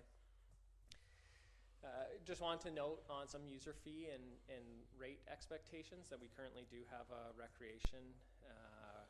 Parks and Recreation rate study fee out for tender, so hopefully we'll see that coming through, as well as the Transit Master Plan, where we may see in the 2024 budget some impacts from changes in rates can be expected in those years, in that year. So question to that, sorry. So user fees in this budget, I don't see really any increases in that unless I've missed them. And I know we spoke about parking rates, the studies out, user fees for recreation, the studies out again. And I'm not sure if there's any other study on rates. Obviously, I don't see bag tag increases here, allotment to other municipalities that have done that. So are there any actual user fees that we've raised in this budget? To the mayor. Yes, there are. Most substantially, I think you'd probably see them in the planning and development section, had some increases. In December, we do our annually, and the ones that would impact 2023, we do the rate updates in December. So in December 2022, we had increased some rates. Again, most significantly, I think you're seeing that through the planning and development fees that we had implemented. There's a number of fees that have been implemented across the departments, but as you noted, some of the larger ones for review being Parks and Recreation as well as Transit are outstanding, so those were not. Okay, so basically the user fees are more towards building in that end of the spectrum rather than actual user fees that are going to affect us every day in the sense of the residential taxpayer. Sorry? Doesn't matter, don't worry about it. I just say what you're saying, the user fees that are affected in this budget basically are probably not on the residential taxpayer. It's more towards the building and planning end. That's correct, yes. Yeah, okay. Absolutely. Perfect, thank you. Thanks. Yep. That just.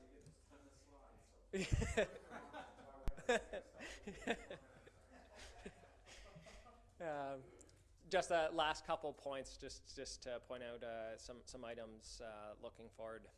We're still looking out for a reassessment date from the province. This has been long outstanding. As you'll recall, the assessment cycle was supposed to take place January 1st, 2020, but has been delayed a number of years. We are still waiting direction, anxiously awaiting direction on the province from when that valuation date would be and the new reassessments are expected. Thank you, through you, Your Worship. Just based on that reassessment, that was for the property values for 2016, is that right? That's correct. Okay, thank you. Absolutely. Any other questions? Councilor Carr? Yeah, thank you, Mayor. Director Ferguson, can you just go into a little bit further detail with respect to the impact of the 2023 budget increase as it relates to Canafton Rural and Rural? The public will see that right now with these projected numbers that the percentage is much larger in comparison to the other two tax tables. Could you just explain that out a little bit more, please? Absolutely. So there's a bit of through the mayor to Councillor Carr. There's a bit of a twofold. So there's different tax components associated with each table.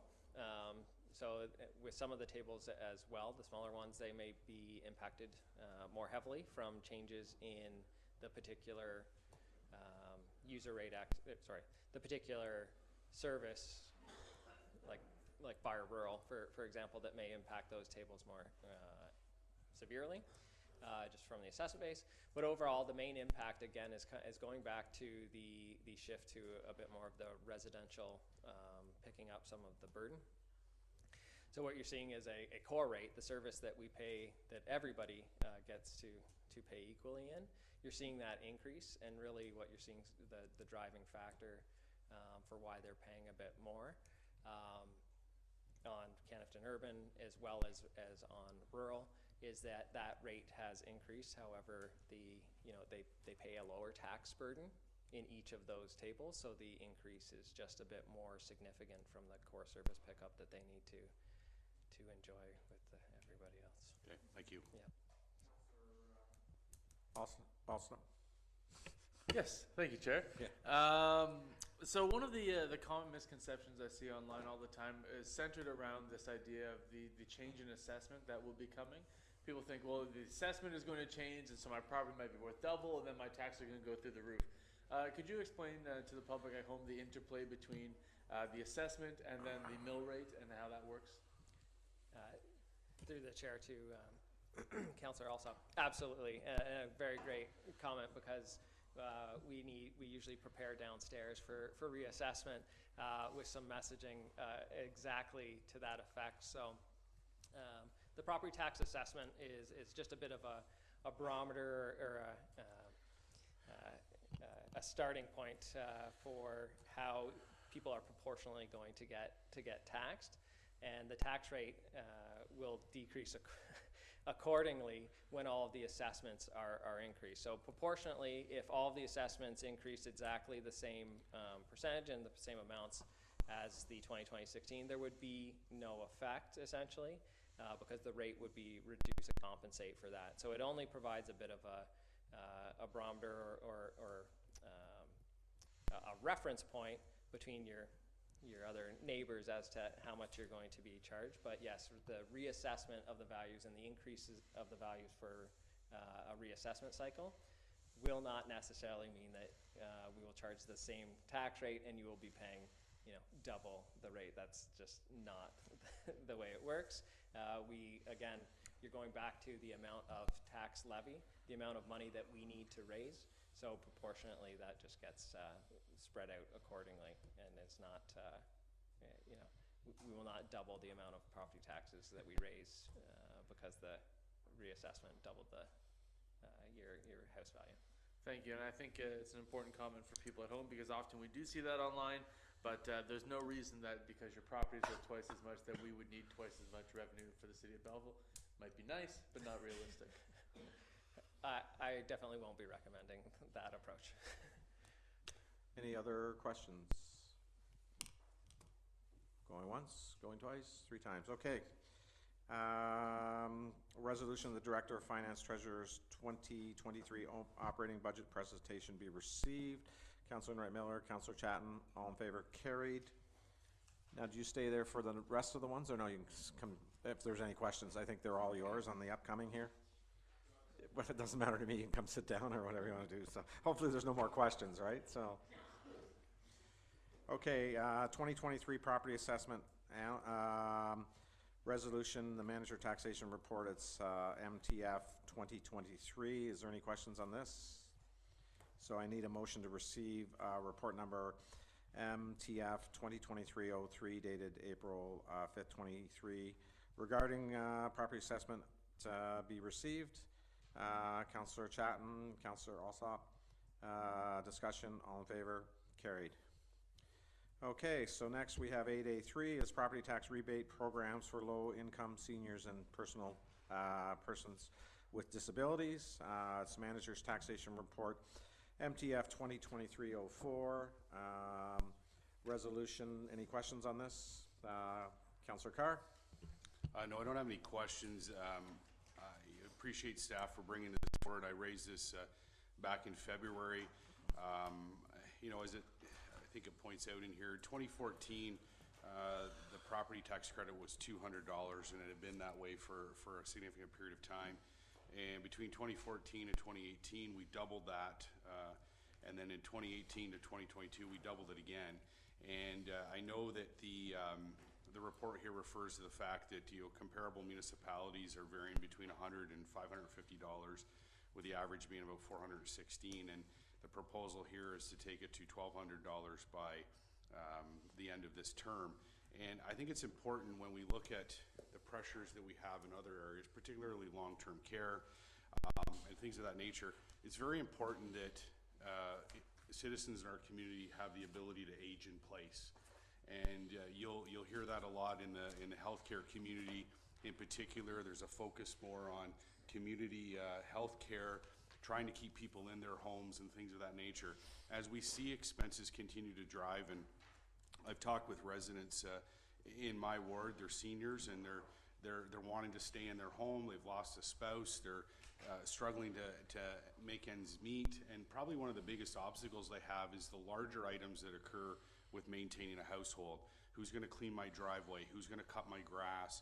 Those type of things. And if they have the ability to pay for those things, and when they're on a limited funds, having some property tax relief, this gives them the opportunity to use some funds towards some of those more heavy lifting activities that occur in the home that will keep that person in their home. And I talked with one lady who's in her early 90s and in Ward 2, and she wants to stay in her home, but she's finding some of these extra tasks erroneous on her own and trying to find, you know, a way to pay for it.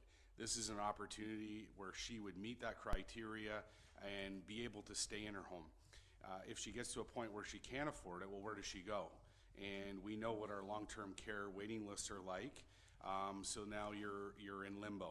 And I think, you know, as we look at our seniors and the contributions that they've made to our community and to our country, for those who've served, paid taxes all their life, and you know, now we want them to be able to age in place, comfortably, well taken care of, and have a little say in their life, I guess is the best way to put it. And so providing this relief and providing it in a significant enough way that it actually is impactful, I think is important. Like I said, back in 2014, $200 is not a lot. When I saw that the first time and brought the motion forward to double it, then it was simply $200 looks like a token amount that, like, it's a feel-good moment. This here has the ability to actually make a financial difference for somebody that wants to stay in their home that is on a low income. And so I look forward to talking about it a little bit later, and I won't spend a lot of time, but I really want to emphasize the importance of this program. Thank you.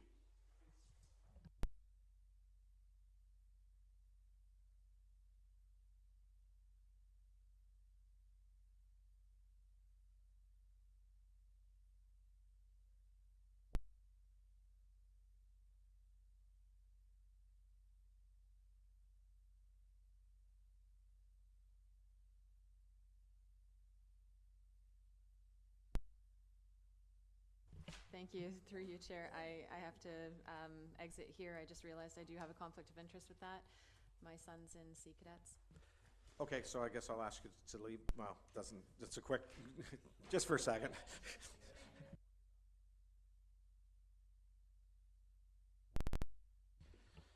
Okay, so I guess I didn't get the motion on that to, any discussion on it at all? Okay, motion to go, Councillor Alsop, Councillor Enright Miller, all in favor? Carried. Okay. Councillor Chatton?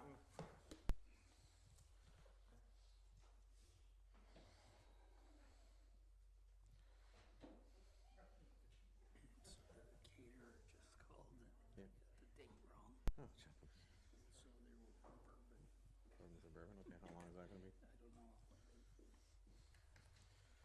Did you want me for some? You got that? Okay, so we did the Navy League. Okay, 8A5, excluded expenses as required by Ontario regulations. Director of Finance Treasurer Report, number DF 2023. Any discussion on this? I need a motion to refer it to, or to be received. Councillor Chatton, Councillor Enright Miller, all in favor, carried. 23 final tax billing due dates and pre-authorized payment dates for residential, multi-residential, commercial, and landfills, industrial pipeline, farm, managed forest, and etc. Any discussion on this? Moved by Councillor Enright Miller, Councillor Kelly, all in favor, carried. Asset management plan update. Accounting Coordinator's Report number AC 2023-02, operating issue number D41. Discussion on this? Okay, so I need a resolution that the asset management plan update be received and referred to issue number D41. Councillor Enright Miller, Councillor Thompson, all in favor? Carried. What was it, 8A8. Accounting Coordinator's Report number AC 2023-03, operating issue number D42 refers to asset management contribution. Discussion on this? Seeing none. Moved by Councillor Enright Miller, Councillor Brown, all in favor. 8A9, Mobility Service Option for Ward 2, General Manager Transportation Operating Services Report number GMTOS 2023-06 refers to operating issue number D615. Any discussion on this one? Moved by Councillor Chatton, Councillor Enright Miller. All in favor, carried.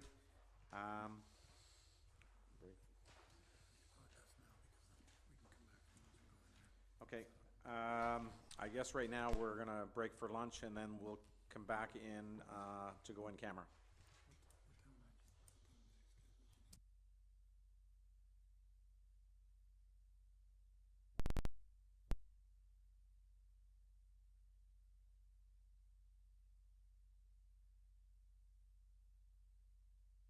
Okay, I guess we're gonna plow through and go in camera due to the fact that we're not ready to break for lunch, if that's okay. You're not gonna eat.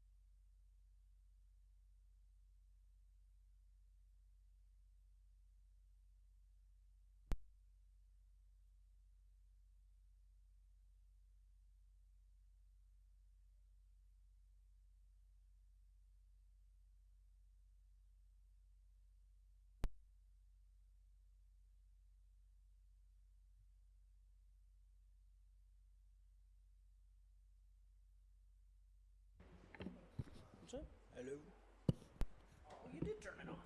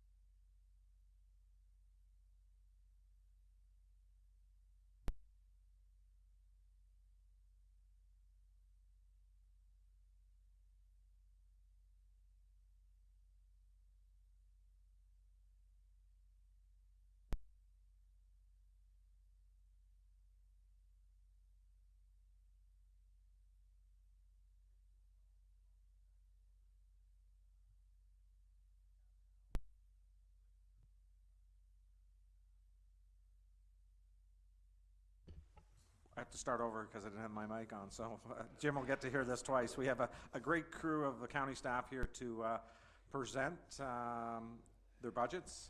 So now I call upon Jim Pine, Chief Administrative Officer and CAO of Hastings County, to make his presentation to council in respect to their budget. Welcome. And welcome, Warden. Welcome, Warden. It's always a pleasure to have the Warden in the house. Raise it so Jim can't see it.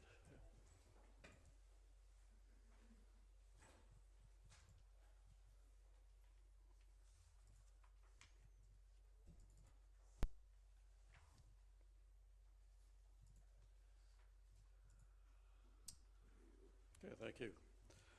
Good afternoon, Your Worship and members of council. I am happy to be here today with our leadership team to present Hastings County's proposed budget, which has been reviewed and recommended for approval by our joint committees and council. Before we get started, I would like to introduce our department head team to those of you who aren't familiar with them. I'll ask them to stand up as I introduce them. Aaron Chapman, Director of Long-Term Care. Sean Lightfoot, Director of Human Resources. Jim Duffin, Director of Facilities. Connor Dory, Director of Community and Human Services. Carl Bowker, Director and Chief Emergency Services. Tony Bird, Treasurer and Director of Finance. Kathy Bradley, Clerk and Corporate Communications Officer. And finally, our Chief Administrative Officer, Jim Pine. I thank you for having us here today, and I'm pleased to now invite Jim to provide an overview of the approved 2023 budget, along with some key factors that affect it. Welcome, Jim, and I guess you're retiring, so this might be the last time you do a presentation to us. So. Oh, I'm so glad you mentioned Yeah, that. no, I know that's why you're smiling. I know that. So, thanks, Jim. Yeah, for being I here. was reflecting on that actually this morning, and I think this will be my last official time, certainly for budget purposes. So it's been a great run, and if I could be just serious for half a second, it's been a phenomenal partnership too. I've been CAO at the county for almost 21 years now, and I was thinking back, have we had any real disagreements over those years? And I'd really say no. It's, we've always had questions of, should we do X or Y at times, but it's always been an amazing and productive partnership with the city of Quinte West as well.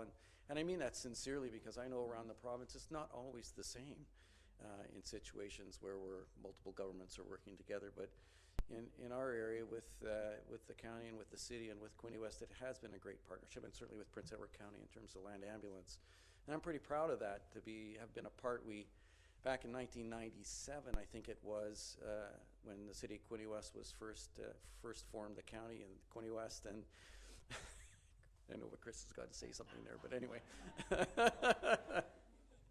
And Belleville, the three CAOs got together and said, how are we going to make this work in terms of shared services and joint services? And it took very little time to figure out the cost-sharing formulas that I'm going to speak to in just a minute, because we were all supportive of doing it together. So it's been a great relationship, and I've really enjoyed the opportunities to come before you from time to time and just talk about what we're doing for budget. And certainly this year's another moment. Is this the thing that works? So just to give you a little bit of a high-level overview of this year's budget, as the slide said, the joint committee budgets went to joint committees in March the 7th, onto our finance committee on the 15th of March, and then finally through county council at the end of last month on the 30th. And that whole process, I think, at least from my perspective, has been a good one. The bulk of the work in terms of setting a budget are done by the committees themselves. They work with the staff, and then ultimately gets rolled up to the full county budget that goes to county council. But I think it's a process that works well and has served the three partners in these services extremely well as well. We get to talk about it together and then make decisions together. And I think, again, this year is another good example of that process working. We've, the pandemic Funding is an issue for us in terms of the one-time funding opportunities that are disappearing, that hit our bottom line revenue-wise. And like the city of Belleville, I'm sure, as you're doing your budget, the demand for services continues to increase. In our case, particularly around programs like the Ontario Works program, where caseloads are going up. Certainly, our social housing wait list continues to grow, and we're going to be talking about that at the Housing Summit coming up, I'm sure. When I looked, we're at about 3,100 households now on the wait list, and that's up 16% over last year in terms of the numbers of households looking for a place to live that they can afford that are on our housing wait lists. And of course, our paramedic operations continue to feel the pressure of increasing sort of 10% year over year of calls. And so it's a busy time with increasing demands for these really important services. Like the city of Belleville, we have a lot of capital assets that require continual investment to maintain them and to replace them. Our housing infrastructure is getting older, as you can imagine. I think we inherited the housing from the province back in 2000, thereabouts in that neighborhood. So our housing stock is around 40, 50 years old now. So all of that means that we've got a lot of work to do to maintain the existing stock that we have, never mind build new stock. So that's a pressure on the budget each year. And certainly our homes, Hastings Manor, Centennial Manor, they're 20 years old now as well, and getting on. And we've got lots of continual work to keep them up to standard. A couple of other things that are happening this year. Somehow did I go too far here? There we go. Sorry.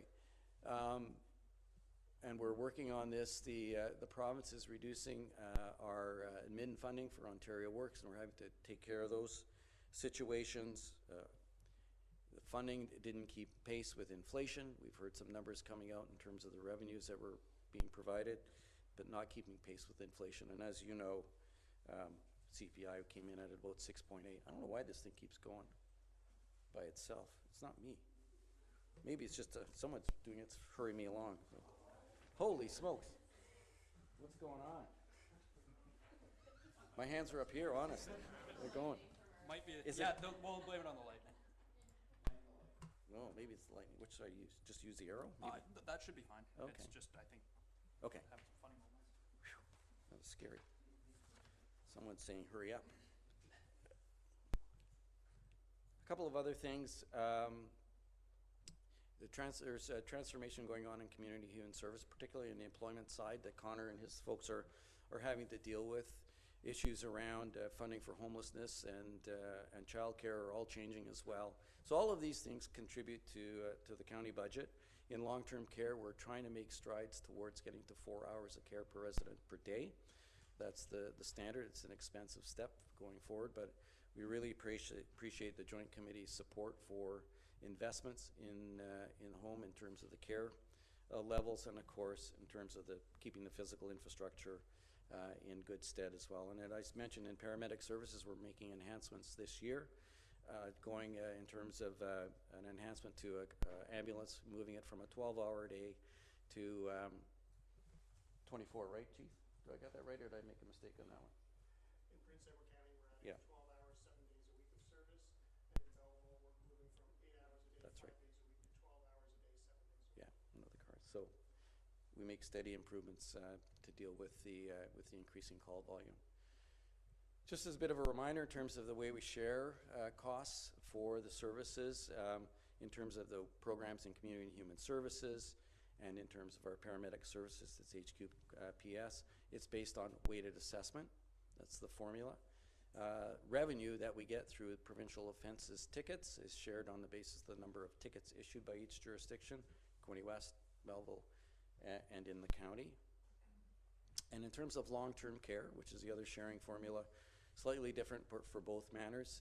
In terms of Hastings Manor in the city of Belleville, it's based on the number of residents. Belleville pays on the number of Belleville residents in the manor, and then Quinte West and the county pay the remainder on weighted assessment. And for Centennial Manor, Quinte West and the county pay on the basis of weighted assessment, And Belleville also pays on the basis of weighted assessment, but for the old Thurlow Township, which is Thurlow Ward, and the Quinte Annex area, that was the area from to Walbridge Loyalist Road that was annexed into the city a number of years ago. So it's a slightly different sharing formula, but that's the agreements that we have in place. So in terms of the budget itself, we're just under $180 million of expenditures this year. The main categories, as you will know, are in community and human services, EMS, and long-term care. Don't know why the names didn't come up on that. Likewise, in terms of capital this year, we're just under $31 million. The bulk of it is in community and human services at about 68%. And then emergency services, paying for ambulances, building a new base in Sterling Rawdon. And in long-term care, we've got a fair bit of capital work going on in both manners. So about $31 million worth of capital. The part that you're most interested, I'm sure, is the part that we're sharing. The total amount of funding that we're sharing this year is $39.4 million. The City of Belleville in blue is 42%. Quinte West in the orange is 29%, and Hastings County is at 29%. So the sharing formulas are 42, 29, and 29, which is about, I think, Tony, the same as last year. So this is the number, your share, the cost to the City of Belleville for shared services is $16,478,724 for this year's budget.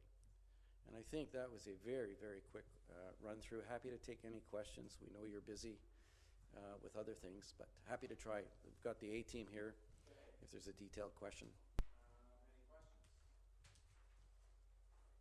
Thank you very much. We're out of here. No, sorry. Well, there's pause.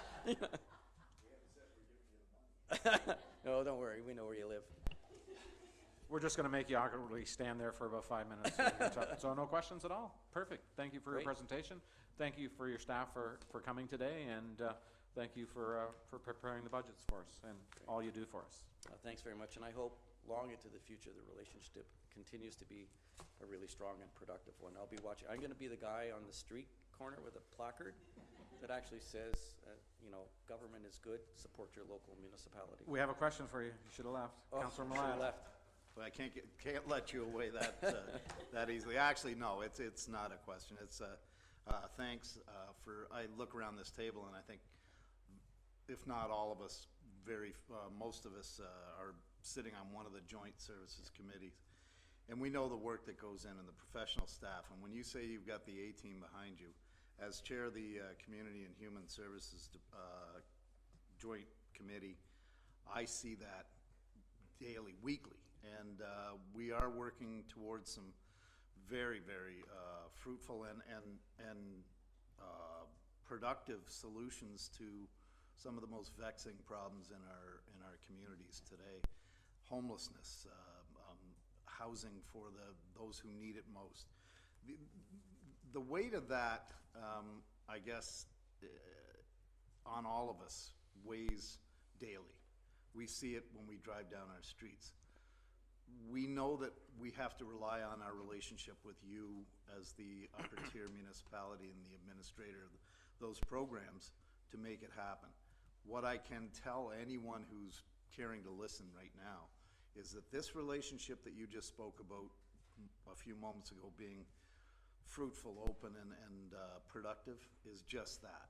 We have some great people working on some great solutions, and I can't think of a better team that you have sitting behind you right now to get that done. So thank you very much. And I know we joked a moment ago about the comment about Quinte West. I'll let that go and tell anybody off camera what they want to know about that. But that aside, Jim, it's been great. And thanks so much, and thank you very much to your professional staff. Thanks very much for those very kind comments. You're absolutely right about the A-team.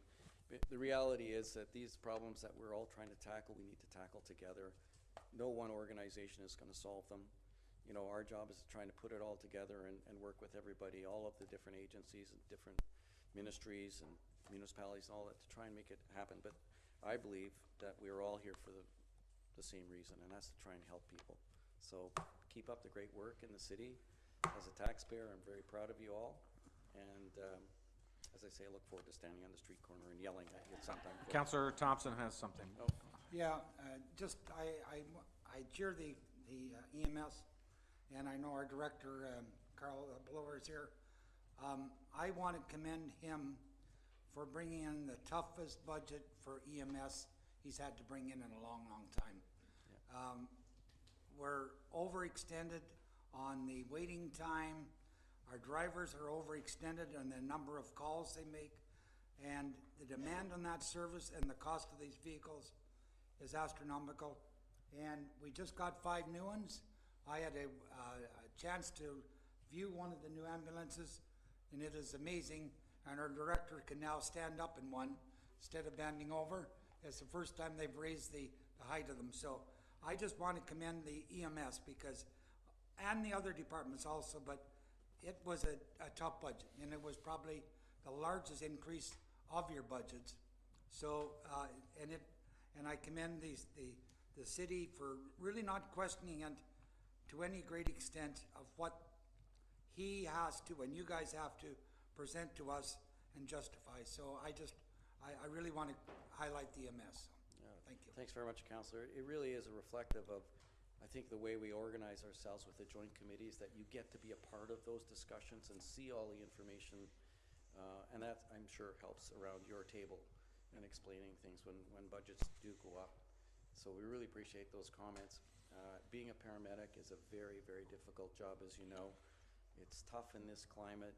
People are angry at times, and our paramedics get it front and center, and so we're looking at ways to make it better for them, and part of it is making sure they're well equipped. Yeah, and I also have to say my grandson's a paramedic. Also have to stick that in there. I didn't know that. How important that is, so thank you. Councillor Kelly? Thank you, through you, Mayor. Thanks for the presentation this afternoon, Mr. Pine. And you mentioned you're retiring off the top. I think it's probably fair to say, is it 35, 40 plus years? 43. 43, well done. In your deputation, you said there are 3,100 people on a waiting list for housing. So in your years of experience, what you're witnessing now with those experiencing homelessness, people can't get homes, can't afford a home, some of the challenges that families have, is this the worst you've seen it in your career? Oof. That's a tough one.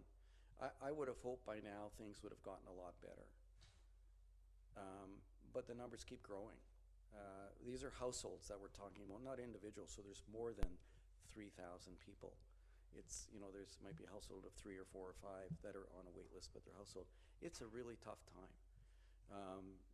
The cost of housing is becoming unreachable for a lot of folks, and particularly the folks that we're trying to serve. So it is a really, really tough time. But I'm hopeful. I mean, I point to the example of coming together with the city of Belleville supporting it is the Warden's Caucus trying to take a big bite out of the social housing wait list. We've come together with a plan to try and build 7,000 RGI units and work with the private sector to get another 21,000 units. That's the way we're going to solve problems. So I'm very hopeful that the future is going to be brighter than it is at this very moment, but it won't happen unless we make it happen. I like to say, if not us to solve a problem, then who? And it really is us. So yeah, it's a really difficult period, but we can do something about it. So, I'll be watching with great interest that progress will be made around on the housing piece, and particularly locally, but certainly across Eastern Ontario. We have to do something. We need to do it together. Thank you.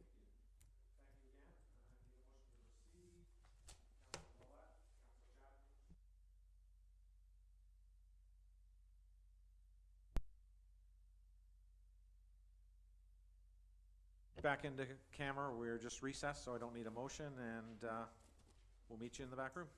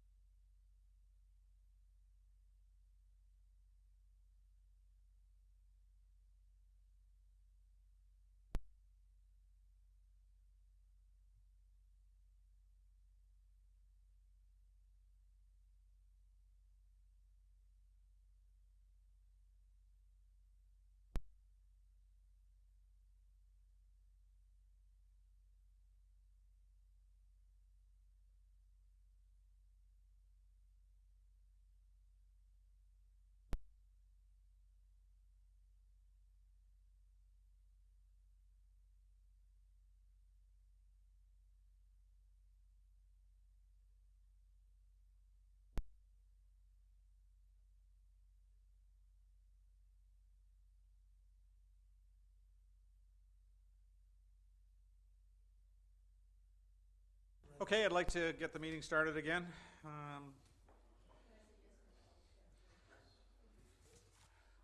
So if I'm right, we should be on 8A11, 2023 draft-based budget adjustment tax supported, 2023 draft-based budget adjustment tax support, resolution that the 2023 draft-based budget adjustment tax supported be approved. Moved by Councillor Alsop and Councillor Thompson. Okay. Discussion. Okay, seeing none. All in favor? Carried. So next we have A12 is 2023 draft operating issue summary, tax supported. 2023 draft operating issue summary, tax supported. Resolution that the 2023 draft operating issue D11 to D619 be approved as amended. Moved by Councillor Enright, seconded by Councillor Millette. And now we go to these pages, right? And you've got them up on the...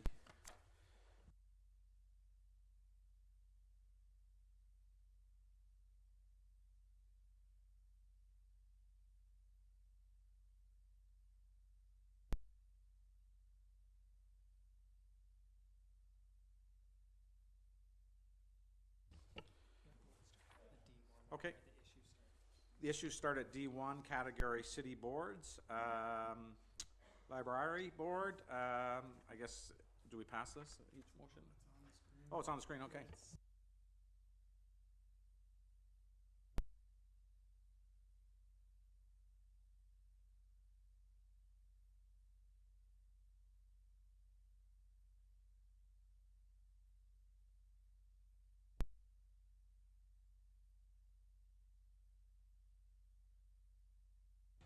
Okay, so we'll start with D1 section to D2.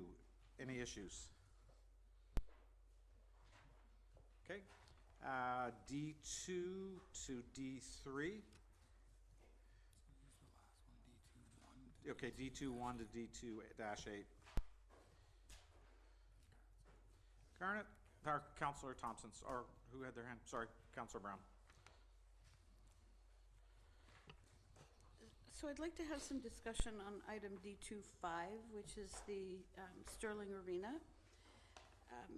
First, I'd just like clarification, probably from staff, about why City of Belleville would be paying for the Sterling Arena.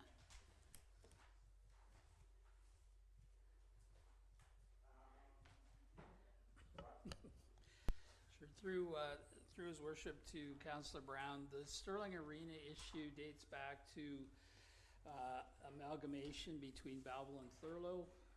Thurlow Township was part of a group of municipalities that partnered together to construct the Sterling and District Recreation Center and contributed financially to that. So as part of the amalgamation between Belleville and Thurlow, that arrangement with Sterling continued and continues to this day. The municipality in Sterling tracks the usage of the current partners, which include Belleville, Quinte West, Sterling Rawdon, and Center Hastings. And if I'm not mistaken, the percentage usage from Belleville residents is about 20% currently, and the amount we pay is based on that usage. So thank you. My concern is, and I've looked at very carefully the little teeny tiny spreadsheet that they sent us, hence the magnifying glass. Their P&L for 21, 22, and 23 all include expenses, including the deficits from the prior year, which would suggest that they have no reserve funds to fall back on, and that in every case that deficit is growing year over year because they are falling short on their revenue targets, and their expenses are well exceeding what they're encountering. So I'm concerned that they have a 39.8% increase overall in their bottom line, largely due to a deficit from a previous year that they're hoping they can fund. I have had some discussions with a board member who sits on that board, and some of the expenses were explained, so I understand that. But I have a concern about whether or not Sterling Arena is in fact a going concern. If they continue to encounter deficits year after year and keep moving them forward into a growing deficit balance, is the business actually sustainable? Well, again, through his worship to Councillor Brown, that is a question, I guess, that the board has to look at. I can tell you that certainly staff have looked at it over the years. The agreement that is in place among the 4 municipalities does not permit a municipality to pull out of the agreement without unanimous support from the other members of the agreement. So I don't think the other members are likely to support the city leaving, just as the city wouldn't support one of the other members leaving. So I'm not sure what the long-term answer is. The board will have to work with Sterling staff to come up with some solutions to see how it can function better in terms of its operation and its costs versus the revenue that they bring in. So I just, to be clear on this particular item, I would not vote to support it as it's currently presented. Thank you, Your Worship. On item number D2 3, Quinte Waste Solutions, I would like to recommend that we use some stabilization reserve fund to cover the $350,000. The stabilization fund right now has $9.4 million in it, and I would like to use $350,000. Councillor Chapman. I'd like to second that. Okay. How we do? Motion? Good. We got it on the floor. Discussion? Full amount, 350, yes. Yeah, $350,000. Yeah. Okay, any discussion? All in favor? Carried. Thank you.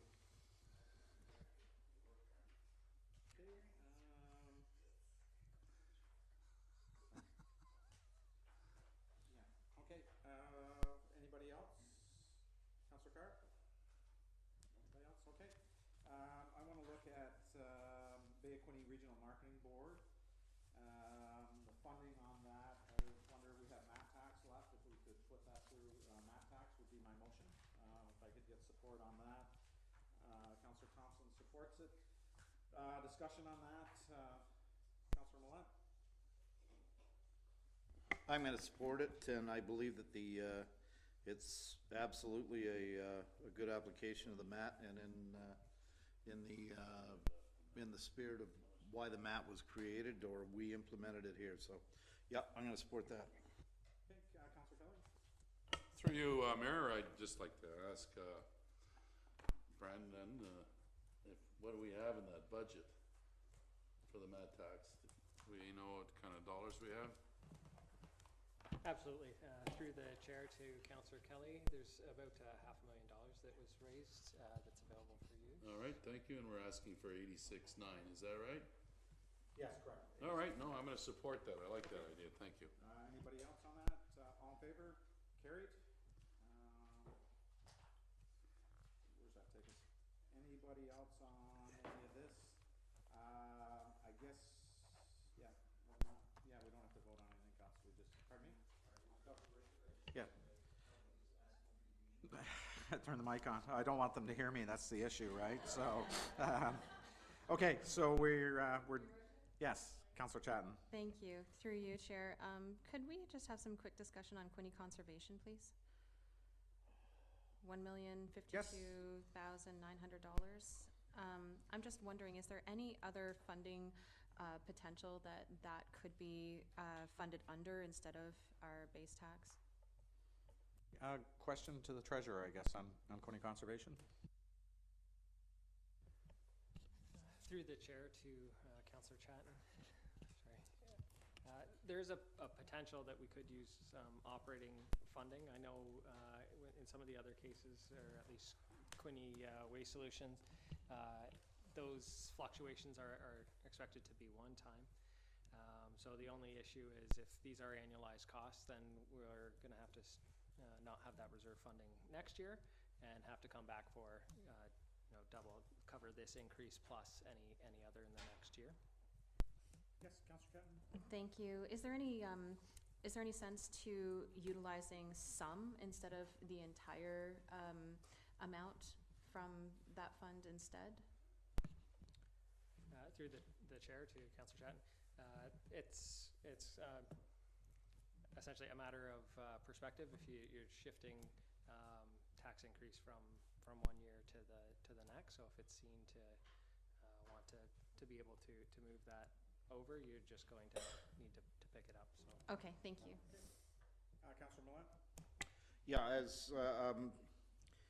as chair of Quinny Conservation this go-round, I'll note that the proposed budget for 23 has an increase in the municipal levy of $114,372. I should note that the pressures on Quinny Conservation have been quite large, especially owing to the pandemic. They've included increases to visitor fees at conservation areas and revenue from carbon sales in order to mitigate some of the impacts on our conservation authorities, or our conservation areas, sorry. What we saw during the pandemic was people fleeing urban areas and using our conservation areas to a level that we hadn't seen in decades. Consequently, that pressure has resulted in an awful lot of important work that needs to be done, both to make parking at these areas pay, unfortunately, for some people, but the pressures on those naturalized areas were profound. We have to pay for those, and I'm not in any way, shape, or form saying that Quinny Conservation has not been cognizant of the impacts on the municipalities, but I'm saying that this is about as low or as good as you can get when you see the sheer amount of work that needs to be done to shore up just some of our conservation areas and some of the programs that are mandated, and certainly with some of the Bill 23 impacts, we've got to do some serious pivoting. So I would appreciate all support possible, and if we have to access any funds to make that happen, I'd support that.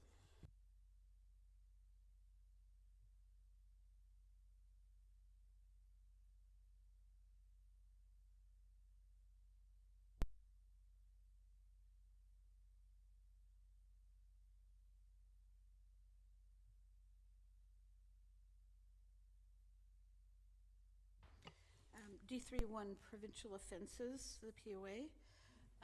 The fact that it's now a negative number as opposed to a contribution, I'm wondering if anybody could offer any insight as to what's happening with POA.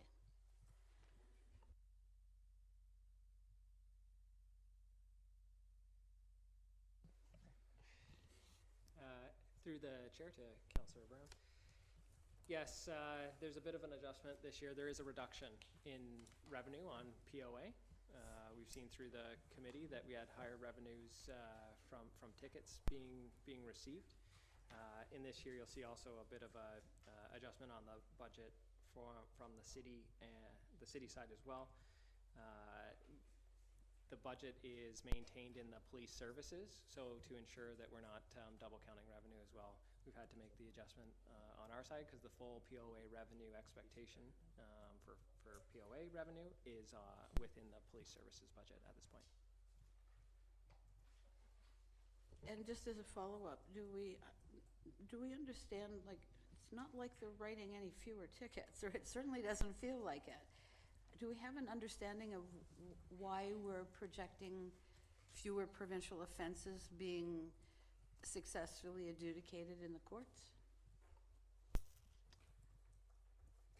Through the chair to Councillor Brown. I'm not sure if I can provide too much clarity in that respect. I know it's something as well that the Police Service Board is quite interested in for the allocation and the number of tickets that are being made. We don't have direct insight into all of the ticketing information. That's administered through Hastings County POA. Councillor Enright, no? Just as a POA member, yeah, the ticket count was down and the collection was down, which has caused some issues for Hastings County. Just I'll add that.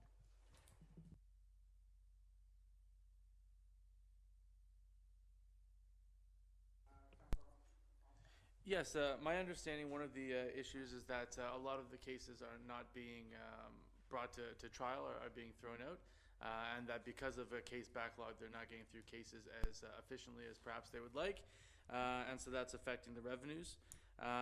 What I can tell you is that even though ticketing isn't as high as it has been historically over the pandemic, if you look historically, when we wrote 13,000 tickets in the past, we would receive a greater share of the revenue. So it's not necessarily due to just a decrease in tickets, it's the ability to process those offenses and bring charges and fines forward. Both on speeding infractions as well as largely insurance-related issues are being thrown out and fines are not being assigned. And those are minimum $5,000. So every one of those that gets thrown out drastically affects the revenue available.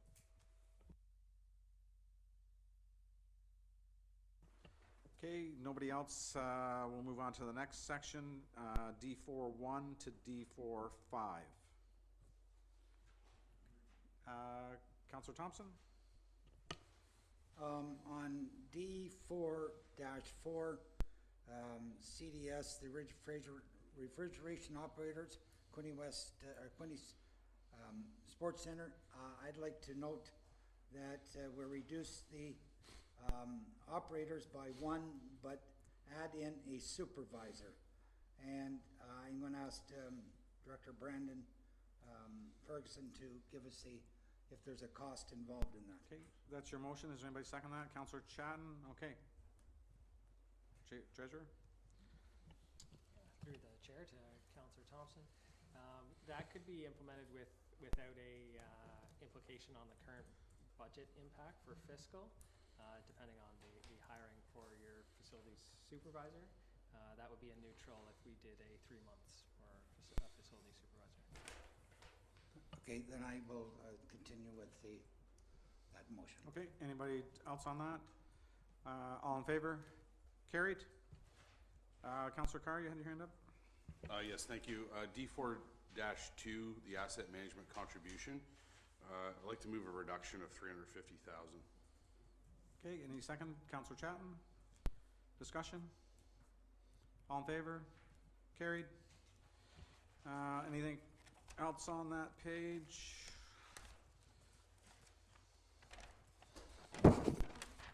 Yes, Councillor Chatton.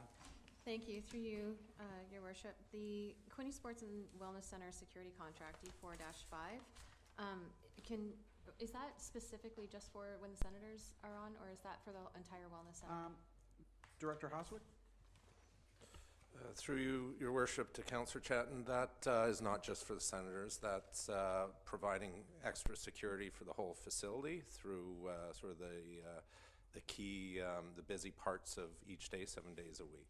And if you're interested, I can provide more background, but it's for the full facility for the full week. That's excellent. Thank you so much.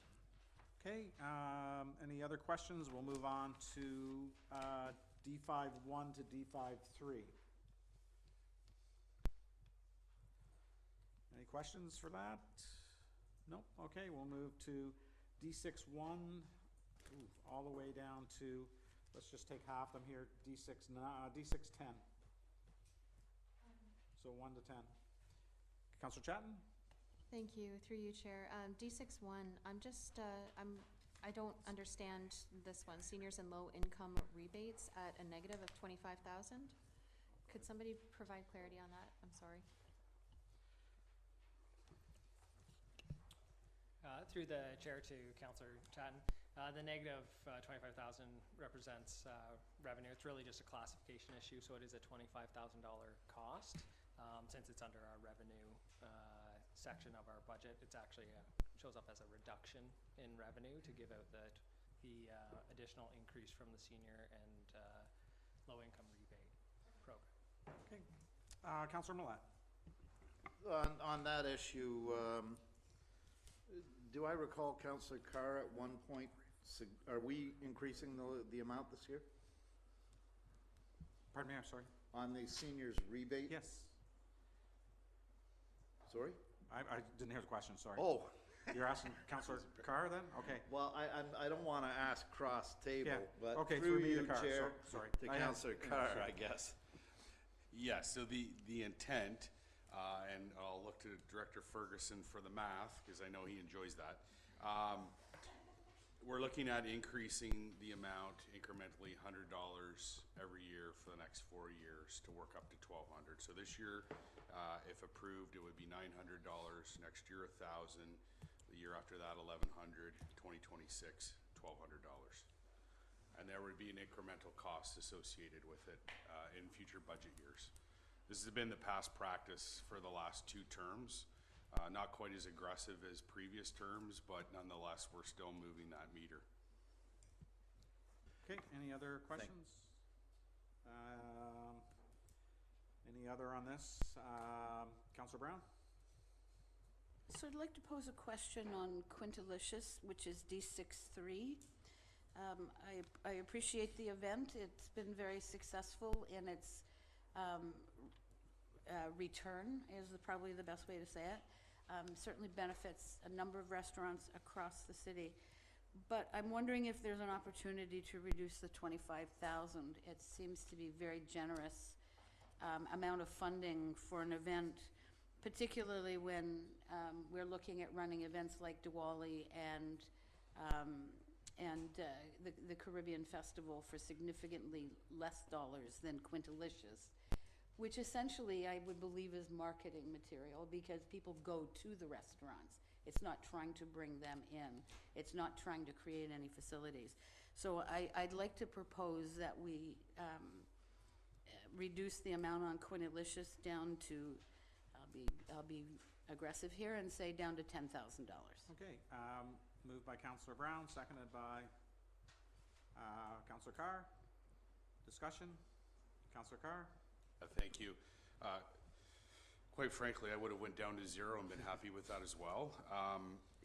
And it's not to take away from the fact that, you know, obviously you want to see the restaurants and local food offerings survive, but we are seeing a resurgence kind of in the endemic stage of the pandemic. People are pent up and want to get out, and restaurants are full. I know I've been out to quite a few, and it's busy.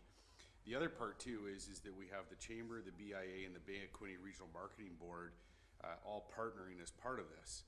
And if you look at all 3 of those, we contribute money to those 3 organizations. So we're already investing in that. So to then make another line for this specific program, to me, is just duplicating money that we're already spending.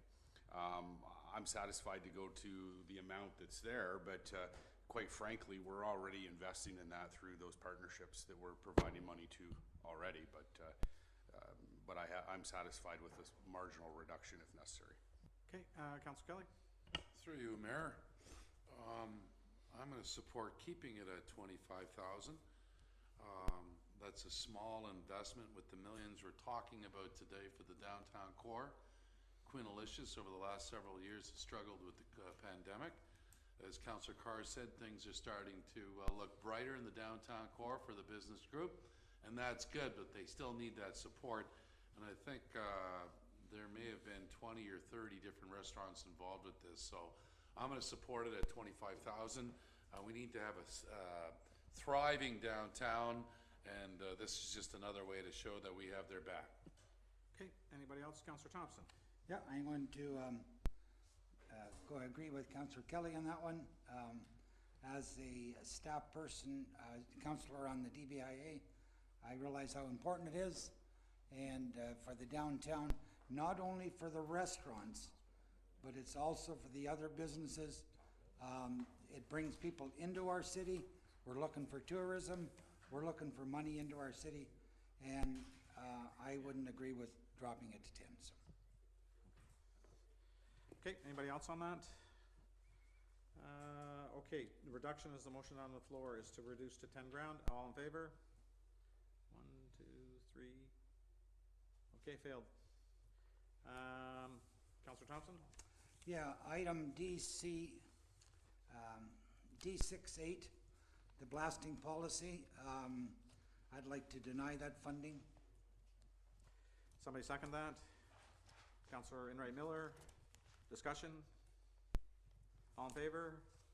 Carried. Okay, next. Councillor Chatton?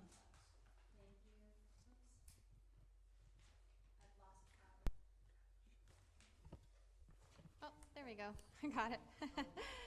Oh, that's okay. I would like to talk about D6-7, the special events request, just because of the notation there that says additional funding, $288,000. What is that as additional funding going to support?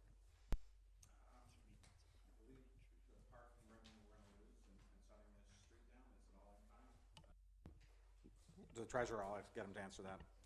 Sure. Through the chair, Councillor Chatton. Yeah, a large amount, and it was would have been reflected in some of the grant requests as well. There was about $180,000 of parking revenue losses, as well as some additional and expanded requests within the special events component for the BDIA. I am happy to report, though, that we have heard from them, so they would be okay to reduce their request and not need these additional funds. Thus bring it back down to, we support them about $75,000 in special events funding, so that would hold the line on the budget for that. So would that be a motion to delete then? Yes, I would like to Okay, make a motion to seconded delete. by Councillor Millette. Discussion? All in favor? Carried. Sorry, thank you. Through you, Chair. I think I have to excuse myself for D6-19 for when that vote comes. My sister's the treasurer on that board. Okay. Thank you. We ended at 10. Is there any discussions to 10? If not, we'll move from D6-11 to D6-19.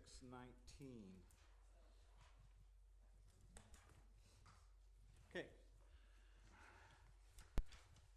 Councillor Kelly. Thank you. Through you, Mayor, D619, University Hospital, Kingston Foundation. I believe we have a representative here today from the hospital. The ask is $200,000. I'm going to support it. You're not. I know you're not with the hospital. She's at the back, but the ask is $200,000. Okay, and I just wanted to say that before we decide if we're moving forward on here, your report last time detailed how many people from Belleville are using the hospitals, so we know the numbers are huge. Thank you. Yeah, it's Becky. Abby. Sorry, Abby. Sorry, Abby. That's all I had to say on that, sir. Okay. I don't see it on here, sorry. Where are we? Okay, we're still there. Okay, anybody else on the Kingston Hospital? Councillor Brown. So given that we have a very aggressive target to try and achieve, I'd like to make a motion that we defer the University Hospital Kingston Foundation to 2024. Would that be January of next year's budget, 2024? Do you have a motion of how much it would be or anything like that? I'd like to defer the entire amount. Okay, Councillor Thompson? I'm going to wholeheartedly vote against the deferral. This hospital, I'm sorry, we can't do without Kingston Hospital.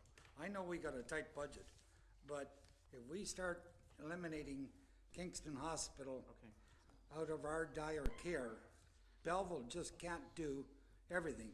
And I'll tell you, I'm going to speak for myself.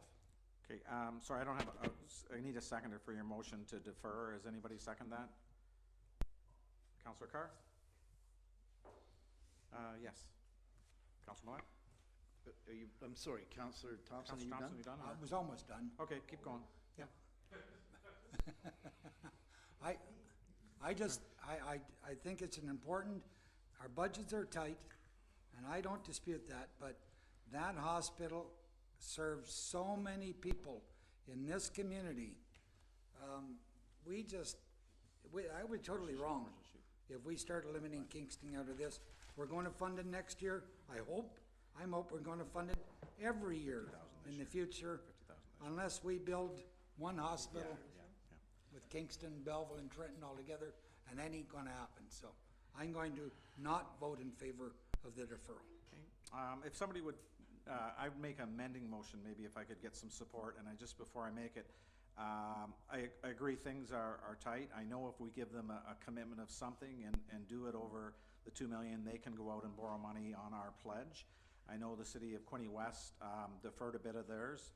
My suggestion would be to pass it today, if I could hear this out, but start the payment off this year of $50,000. Move that up, have the treasurer maybe look at moving it to 100 each year, and then the last year's over maybe a 6-year period, put 200, so we're still paying the 2 million. We have the commitment to them, the commitment's made in this budget, and they can go out and borrow on, as they usually do, and the 2 million will be paid of their pledge. 1 million, pardon me. Trying to give them 2, so 1 million. If I could have, that would be amending if somebody would help me out with that. So just for clarification before, because we could make it a friendly amendment. Yes.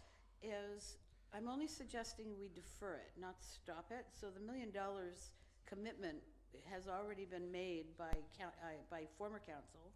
I'm only suggesting that the expense associated with 23 be deferred. No, I guess that commitment was finished, so this is a new commitment moving forward, according to the treasurer. Yeah. So I'd be happy with the 50 if we took out 250 for this calendar year. 150. So instead of 200,000 as currently proposed, I'm open to a friendly amendment of 50 this year. Yes, that's what I'd be looking at, 50, and then incrementally move it up next year to 100, and then 150 or whatever to get the total amount paid over, say, 6 years. Everybody, okay. Discussion on friendly amendment then? Okay, Paul, you made the second. Yeah, friendly amendment. Okay, we have that on the floor. Discussion? Councillor Kelly? Thank you. Through you, Mayor. I just want to speak to the hospital. I think Councillor Thompson was going to share a personal story and got cut off. I hope they bring it back. But take a look at our city. It's an aging demographic. We have people that come and speak to us over the last several years saying, our demographics are aging, we're a retirement hotbed now. We know how close Kingston is, 40 minutes away, and Abby's presentation a few months ago resonated with me. She met individually with us. I wish I had the numbers in front of me, just the amount of people using the hospital and building relationships. Sends a strong message if we're going to back it financially, and I'd like to see the 200 grand go this first round. Thanks. Councillor Millette?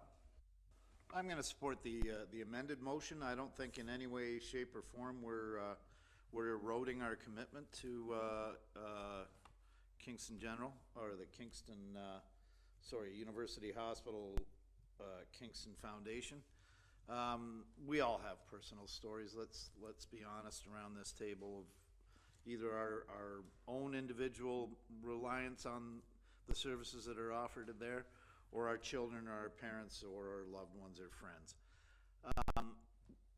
As Councillor Thompson said so eloquently, we simply can't get along without our relationship with that hospital, and it's not just a want or it'd be nice if we could help. This is crucial for the health of our region, and this commitment, however we can do it, if we can make it to the full $2 million commitment, I'm all in, but it is a tough budget year, and anything we can do to help mitigate the hit this year, I'll support. So I will support the amended motion as it appears on the floor. Yeah, thank you, and it's 1 million. Thank you. keep hearing 2 million. I'm That's sure they'll the be mayor's back trying for to the get- other yeah, million yeah. that we keep talking about. Abby, we'll give you 2. Listen, I think the important thing here is to distinguish between current usage and operation and the fact that the foundation is seeking capital money for a capital campaign that talks about a future build. So this doesn't stop you, me, or a relative going to the hospital tomorrow. We're not funding the operation. We're funding a capital campaign. So they're looking at building new operating suites, maternity ward. I can't remember them all, but there are a number of them. So this is about building the large capital amount that they'll need to go and borrow to build a new infrastructure years from now. So this is building up that financing that they require. We're not funding the operating room tomorrow. We're not funding the cancer clinic tomorrow. Those will still continue to operate. We will still have those partnerships as a community, and our hospitals will continue to coordinate and provide that seamless service. You know, it's not lost on me that the University Hospital Kingston is a major trauma center, is a major hospital in comparison to what we have here. Quinte Health is considered a rural hospital, so they only meet a certain threshold, so therefore we do require the University Hospital in Kingston to provide those services. By us deferring here, we're not saying that we don't support, we're not stopping people from using it, or suddenly they're gonna say, I'm sorry, the city of Belleville didn't provide money today, so you can't come for heart surgery next week. Those services continue. This is simply for them to build up their capital campaign. So as the mayor points out, rightfully so, if we commit to this and give them some money and start moving that meter forward, they're able to go out and leverage that money and that guarantee to borrow against it to start it. But I can't remember the timeline, but we are a few years out before build. I know they're recalibrating some of their capital design based on current structures there and older buildings, so it's gonna be a while. So as long as we're putting that commitment forward, that continues, and down the road we'll be fortunate enough to have a very modern urban trauma center and the like that will serve our community as well.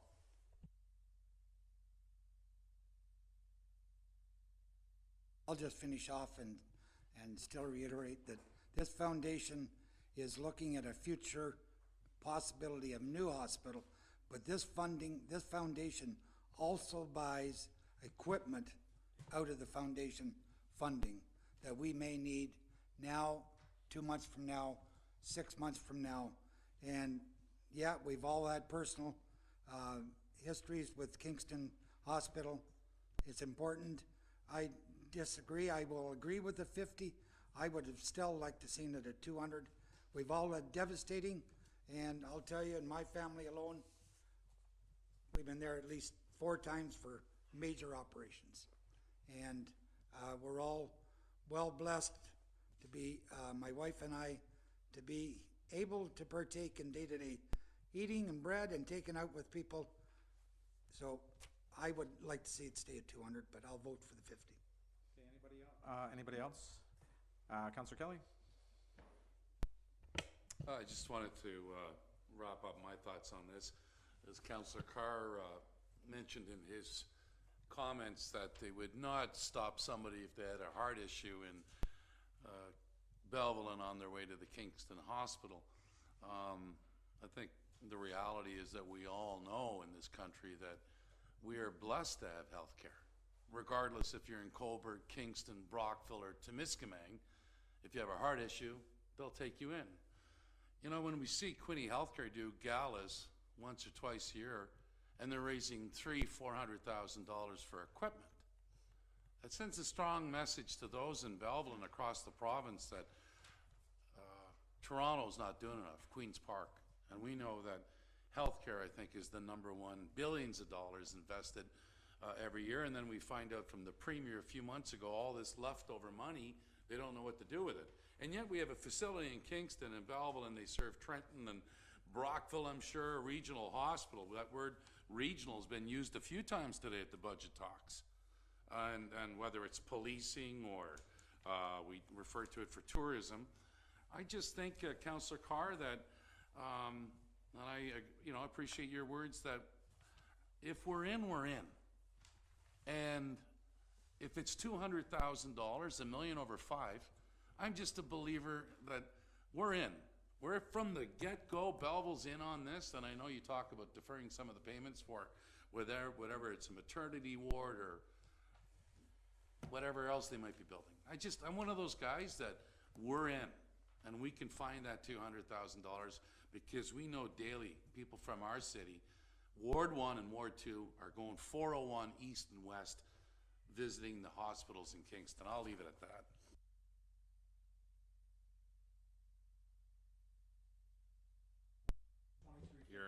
Your microphone. On the amending motion, I've come up with, so 23 would be 50,000, 24 would be 100,000, 25 would be 150,000, 26 would be 200,000, 27, 250,000, and 28, 250,000. Okay, any more discussion? All in favor? Carried. Okay, so, anybody else on any of these items? Councillor Brown? So I'd like to address item number D615, which is the Transportation Core Mobility Bus Service. I would like to first confirm if we ran this as a pilot program versus putting it into the base costs, would this qualify for the provincial gas tax funds? Okay, that question would go to the treasurer, I believe. Through the chair to Councillor Brown, yes, similar to other services that we've run, when we run items on a trial basis, we are able to use the provincial gas tax for that type of operating service. Then I'd like to make a motion, please, if I could, that the Core Mobility Bus Service in Ward 2 be modified to be paid as a provincial gas tax, as opposed to, and just, I'll give you some reasoning behind that. I'm just going to get a seconder. Councillor Chatton seconded it for you, so now you. Thank you. So in the report, currently there are 1,200 people that use the mobility service within Ward 1. These are registered users, so these are people that we know will regularly use the mobility service. In Ward 2, there are currently 18 registered users. And so the number is quite a bit different, but when we expand the mobility service across all of Ward 1 and Ward 2, it has a taxation implication to our Ward 2. In the rural area, Canafton Rural, Canafton Urban already pays. So the reason I would like to modify this as a project to be completed between now and December 2023 is in order to be able to assess whether or not the anticipated uptake of the mobility service, if it was expanded to the whole of Ward 2, could actually be realized. I recognize that it's an important issue for the accessibility community. I recognize that there are people who sit on transit advisory who feel that this is very important, but 18 registered users currently doesn't give me the data that I need to say that this is an important taxation issue for Ward 2. Thank you. Yes, thank you, Chair, and I just wanted to voice my support for my colleagues in Ward 2. Certainly, with 18 riders, it's going to be a big cost incurred. I think it was $13.77 per household in Ward 2, and that is quite a cost for a small number of users. So if we can run it on a trial basis, funded by provincial gas tax, use that to see what the uptake on the service is, if it's available out there, and then we can make a more informed decision about providing base funding for it in the future.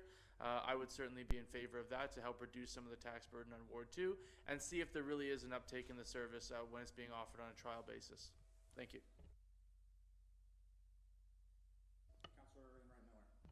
Thank you, through you, Chair. I can't support the motion just sitting on the Accessibility Committee, and knowing the struggles we have through both wards with the mobility bus and the transit. There's a great need, and we need to try this in Ward 2 in a trial. I think, and Mr. Reid might be able to help us out, that would mean that the operator of the transit would be a temporary position, and we need a full-time position. There is a big need for mobility, and I think it's, you build it, they will come. I've heard from many people through the accessibility committee that they need the service, they want the service, and I feel that it would be well used, so I can't support the motion. Thanks. Thank you. Through you, Mayor, I just want to comment too, just like Councillor Enright Miller, I will not be supporting a change. We want our city to be accessible, inclusive, equity, and it just doesn't pass the smell test. I know there's 18 in Ward 2 that use the mobility bus, 1,200, as Councillor Brown mentioned, for Ward 1. But we don't know what's ahead of us from one day to the next. And if we're going to be a city with transportation, and it seems like Ward 2 is always in the middle of transportation conversations, and this, I think, is a step backwards. It's going to cost each household just over $13 on their tax bill to offer the service of a mobility bus for the residents. In Canton and Ward 2 area, fastest growing place in the city. It just doesn't make sense to me. It's taking a step backwards here because you don't know what's ahead of you and when you might need that mobility bus.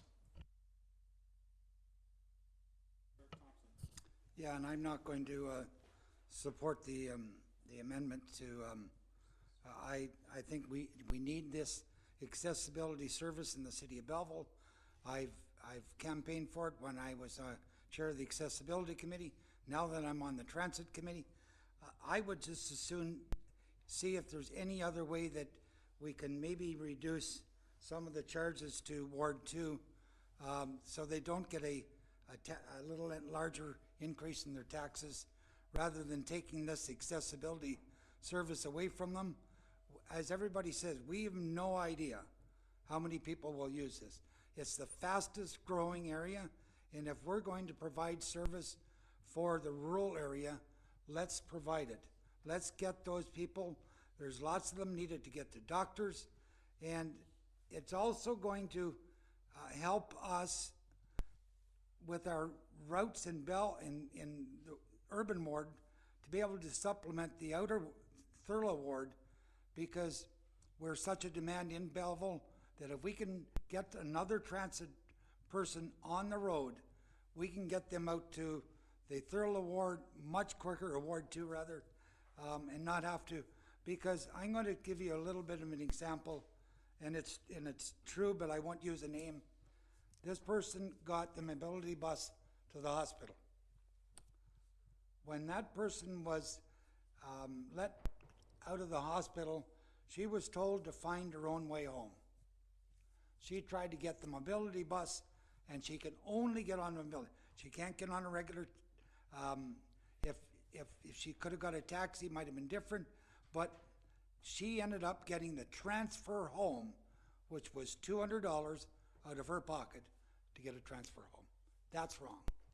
So if we're going to provide it, let's provide it. And I won't give you the name of that person because that's not fair. But I will tell you it's a fact. Yeah, thank you. I'd asked for this report back when we were looking at Transit Route 9 to look at the possibility of the service. And I've heard some conversation here that talks about the service and the accessibility, but I want to talk about the math.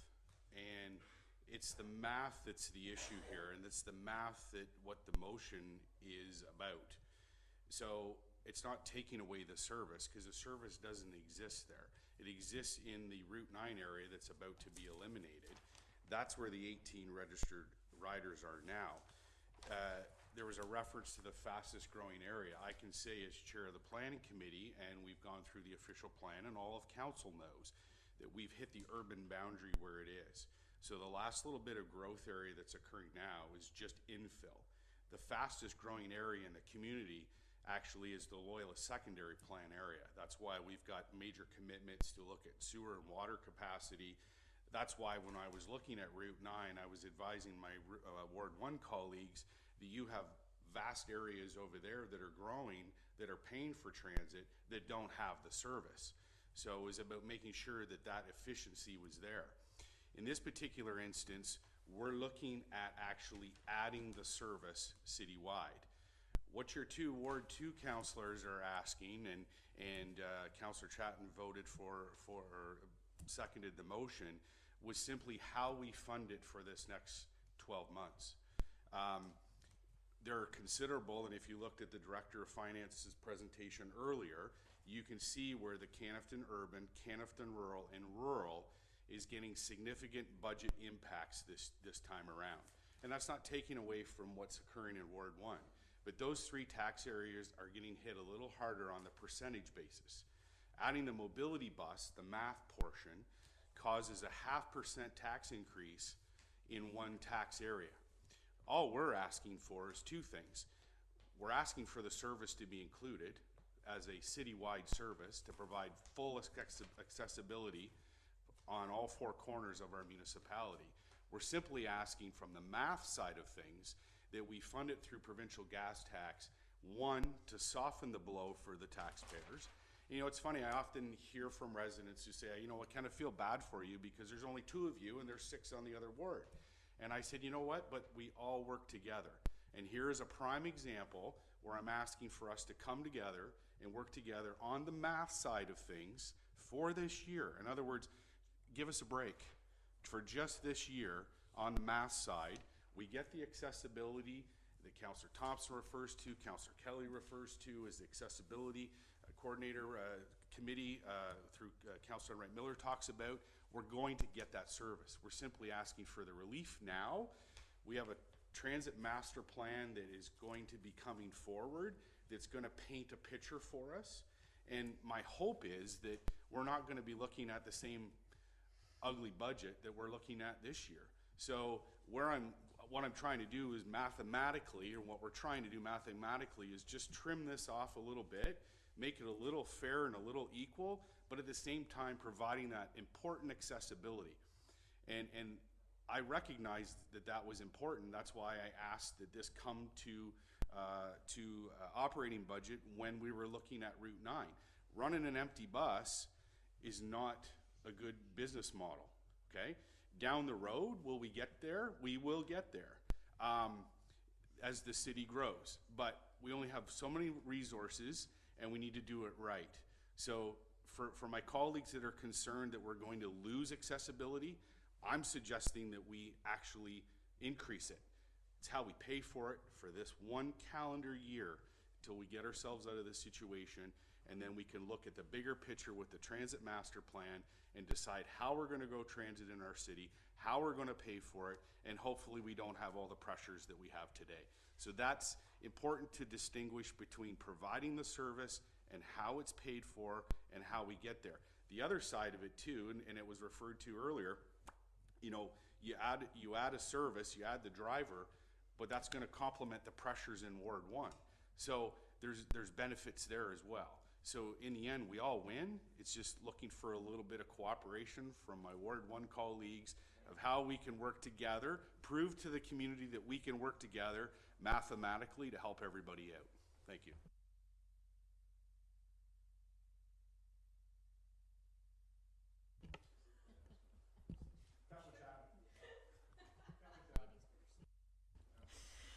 Thank you, through you, Your Worship. I'd like to echo very much what Councillor Carr has said. I have so much skin in the game when it comes to accessibility, inclusion, equity, and diversity. I live that every single day. And one of the reasons that I actually moved into the urban center of Belleville was accessibility for my 15 and 16-year-old kids, that they aren't able to ride regular buses and that they did not have access to a mobility bus. So I quite agree. It is a needed asset for the Ward 2 area. However, I do believe that we need a little bit more data. We need to have ridership data, and I think by getting this funded through the gas tax, it gives us enough time to collect that data, come back to the table, and then make it part of core funding. In no way, shape, or form am I advocating for not having this bus. We absolutely need to have this available to residents for both Ward 1 and Ward 2. It's just the funding part. I would like to see it funded under the gas tax instead of core funding. Thank you. Yes, and that's precisely why I've supported the way I have with this amended motion. No one is proposing that we reduce access to accessibility buses.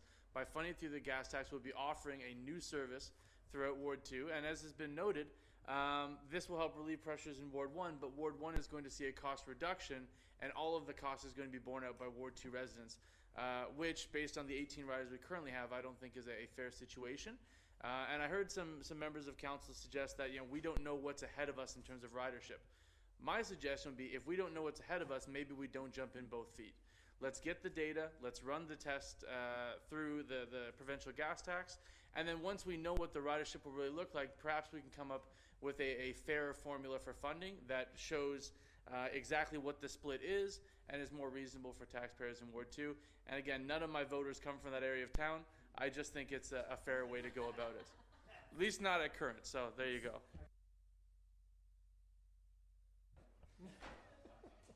I just wanted to add, what we're going to have to do to this motion would be to extend it to 2024 operating budget, so there isn't a lull in between. So if you're okay with that, the mover and seconder, okay. Any more questions? All in favor? Carried. Okay, anybody else? Yeah, I have one here. It's D613, inventory clerk, and I would like to deferral that to next year's budget. If I can get a seconder. Councillor Enright Miller. Discussion. Councillor Carr. Yeah, if I could through to, I think it's General Manager Reed. Inventory control, and how much of that is automated, or is any of it automated, in the sense that you don't necessarily have a clerk, but you have the ability to monitor your inventory in an electronic fashion? Through the chair to Councillor Carr, we have implemented some vending machines for some regularly used items such as gloves and paint. We do have the VATM system where everything is controlled. But that being said, when people need, filters that are things that are behind the cage, where we want to make sure we have it in a controlled environment, we don't want it opened. This would allow a little more controls for the control of the inventory, especially on the automotive side. Okay, thank you.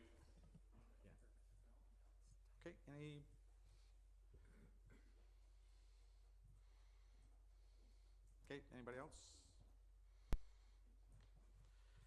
Okay, all in favor? Carried.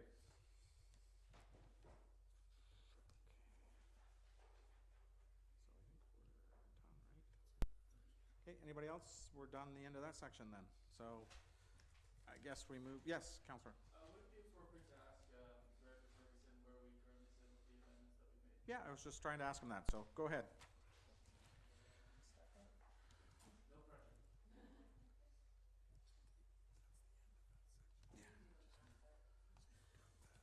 So we need a motion. Okay, so that's this one right here.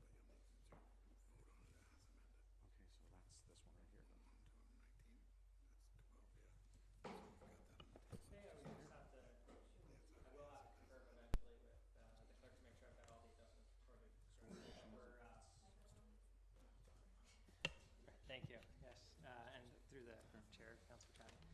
I will have to confirm just to check all the items, make sure I didn't miss any, but we're about 5.59% on the Belleville urban tax rate. 5.59? Yep. No. 5.59 and 6.19 on the rural. Campton urban is 5.57. And Campton rural is 6.2. Sorry, I didn't do those in order. Okay.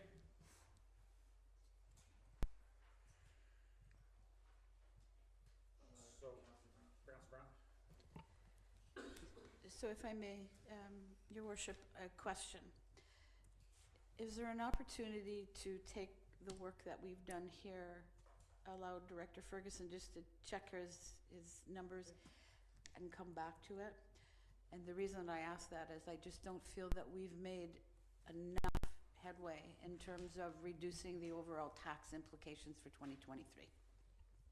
Okay, so I have some items I pulled also going through that we could pull now if I had support, and I have them written on the sheet here, and I don't know if anybody else has. I think we're gonna have to come back tomorrow anyways by the looks of it, for the morning, would you not think, staff, where we're at now? Yeah, so why don't we go through this, see where we are, and then we can look at it all tonight at home. Brendan will have his figures with the treasurer, and then we can start first thing in the morning and probably wrap it up in a couple hours, is that fine? Okay, so,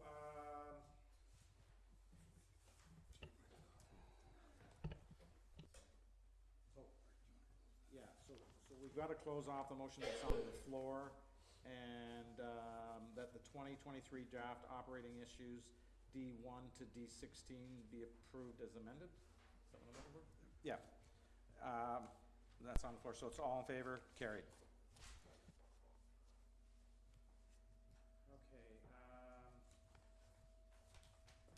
first one I had was, we have some solar revenue that's we're not accounting for, and I believe that the solar panels have been taken down, or we've ordered, we've had some solar issues here, and there are solar panels that are going to be going back up or fixed for revenue. I'd like to increase the solar revenue to $45,000 more. I don't know if this treasurer wanted to speak on that one, or we could have somebody speak on it.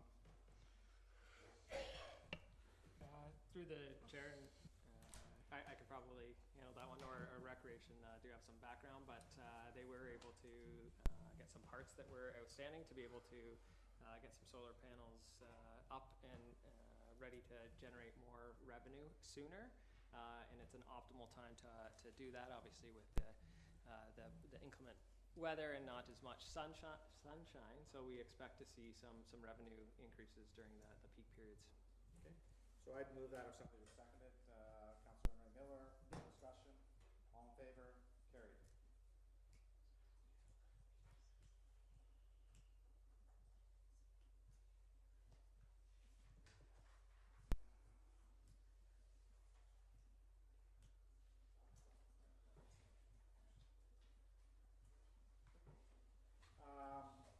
Next would be the community improvement plan reduction. Right now that we have $500,000 allotted to that, I'd like to reduce that by $300,000 to $200,000 contribution this year. Seconded by Councillor Alsop. Discussion on that one. All in favor? Carried. My next one would be the facade improvement rebate program. A reduction of $50,000 this year for that. If I could move that, and somebody seconded it. Councillor Brown. Any discussion on that? Councillor Thompson. Yeah, the facade improvement now has gone to staff. It used to be a committee of citizens and councillors. It's always been a very well-received program, and lots of years we didn't have enough money. So my concern is our downtown has gone in leaps and bounds. I'm concerned about dropping $50,000 from it. What's the amount right now for facade improvement? Trevor? How much is in the facade each year? Through the chair to Councillor Thompson, the base budget funding is about $85,000, as well as there's about $112,000 that's coming from the facade reserve fund, so that there's some funding specifically in the reserve fund that's available for facade. So there's the 85 base budget plus reserve funding.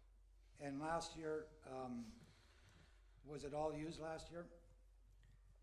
Through the chair, Councillor Thompson, no, it was not. It's not the uptake. I shouldn't say the uptake. Sorry, the timing of it doesn't usually stipulate all the funding getting pushed out the door. So there's usually a lag, and we don't see those kind of outflows of funds in a year. Okay, Councillor Brown. So I would like to speak to this issue. The facade improvement program has been hugely popular, I agree. And it has been very well used over the course of certainly my time downtown over the last 8 years. But I think you will find that a majority of the businesses who intended to use the facade program have applied for it. In many cases, to some success, they're now looking at rehabbing the backside of their buildings through the facade program as well. But certainly in terms of facade, meaning the front, it is generally well taken advantage of and lots underway. I would feel as a very active member through the downtown core that having deferred for 1 year will only allow time for the contractors who are doing that work to catch up so they don't lose taking advantage. And I speak from a knowledgeable position because the contractor who does a majority of the work is so busy right now that he can't hire people fast enough for this. And that is like a face-to-face discussion with the contractor. So I feel confident that if we didn't spend the money and removed it from the budget this year, that it would not cause undue hardship for the downtown. Thank you, and I'm going to support deferring the cost, the $50,000 for the facade program. I agree with my colleague, Councillor Brown. There has been a very large uptake in that fund over more than the 8 years, Councillor Brown, that you've been involved in. We have seen some significant improvements to the streetscape downtown. However, in a year where we've got a bear of a budget, an absolute bear, there are needs and wants, and the facade funding, I'm afraid this year is more of a want. Thank you.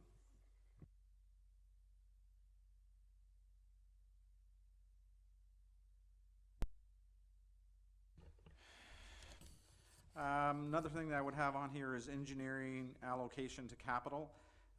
Cost allowance, and reduce that by $100,000. If I could get a seconder. Councillor Chatton. Discussion? All in favor? Carried. And the last thing I had was tax adjustment reduction. I think we put about $3.5 million towards this. Reduce that amount by $325,000. I'd move that if I could get a seconder. Councillor Enright Miller. Discussion? Councillor Chatton? Thank you. Through you, Chair. Is that enough? I'll let the treasurer speak to that. No, we're only we're reducing. We're not taking. Yeah, go ahead. Through the chair, Councillor Chatton. Okay. Sorry.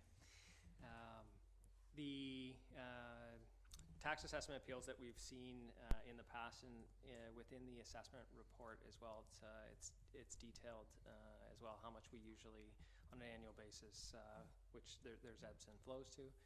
It's approximately 1.4 million. We also use the funding as a main source of funding for tax rate stabilization to ensure that we have fund for stabilization activities, as well as ensuring that it puts money away so when we do see bigger appeals, there's usually some larger ones that get outstanding, that if they come to bear and they're quite substantial, that we have the funds to be able to pay for them. So I would caution any further reduction. Okay, that's good. Thank you. Okay.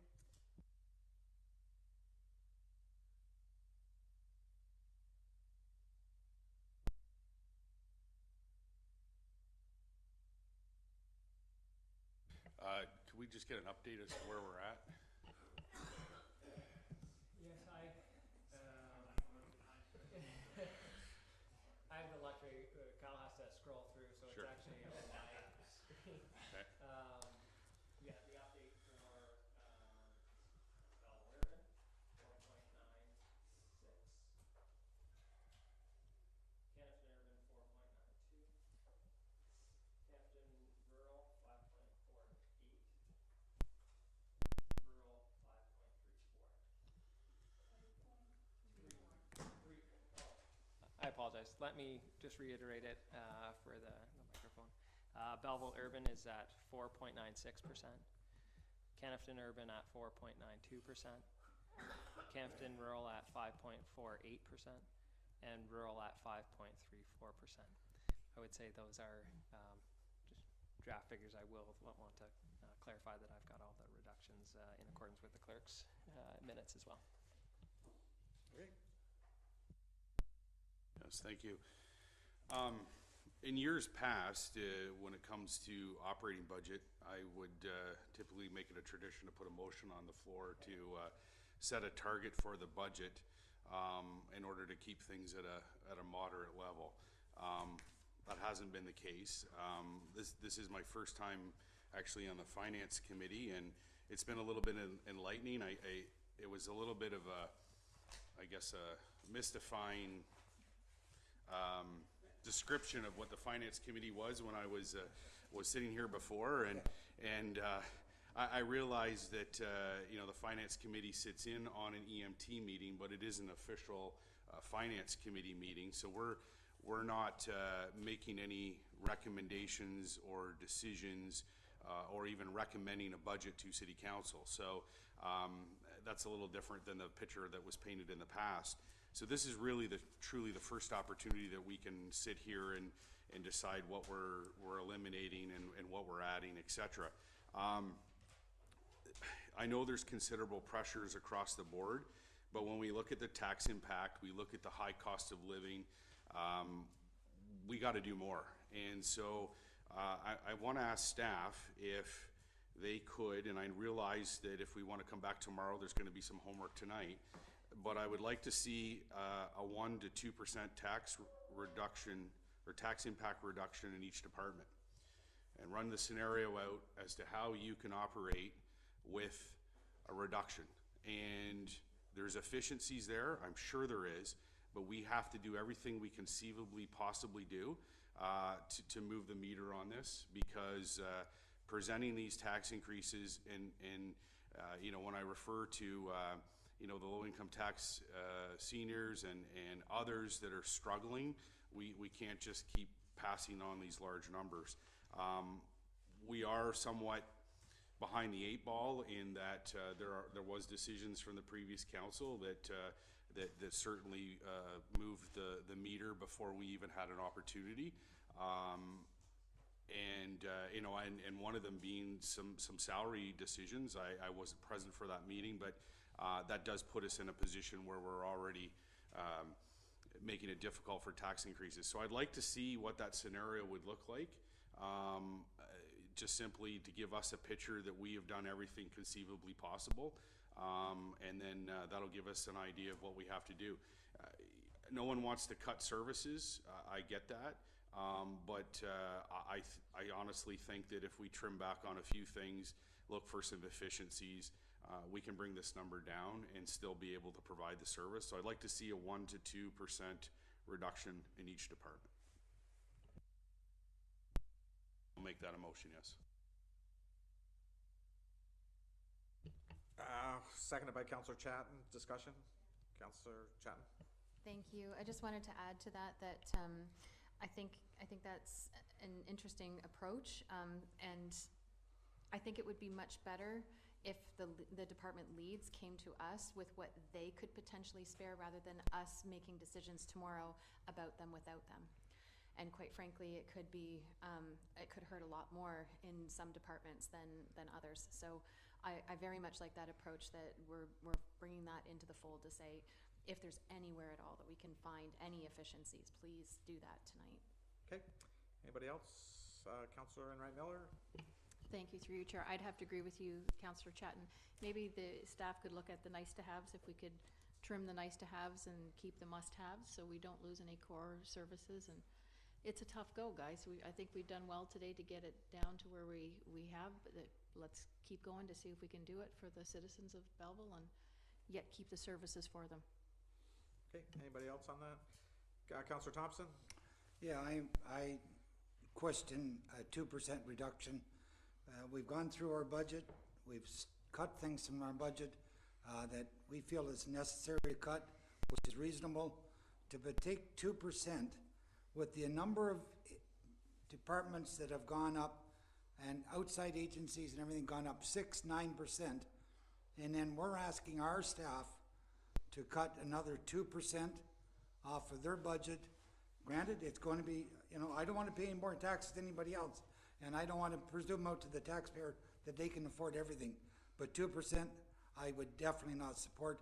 They want to look at a 1% reduction, then that's a possibility, but I am no way going to support a 2% reduction on our budgets when we've got so many impacts from last year to this year, and we all know who those impacts are.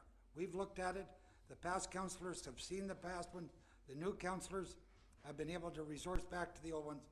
2% is not even in my, I'll look at 1%, but I definitely won't support a 2% budget. Councillor Carr? Yeah, thank you, and until I see what that looks like, I'm not supporting anything either.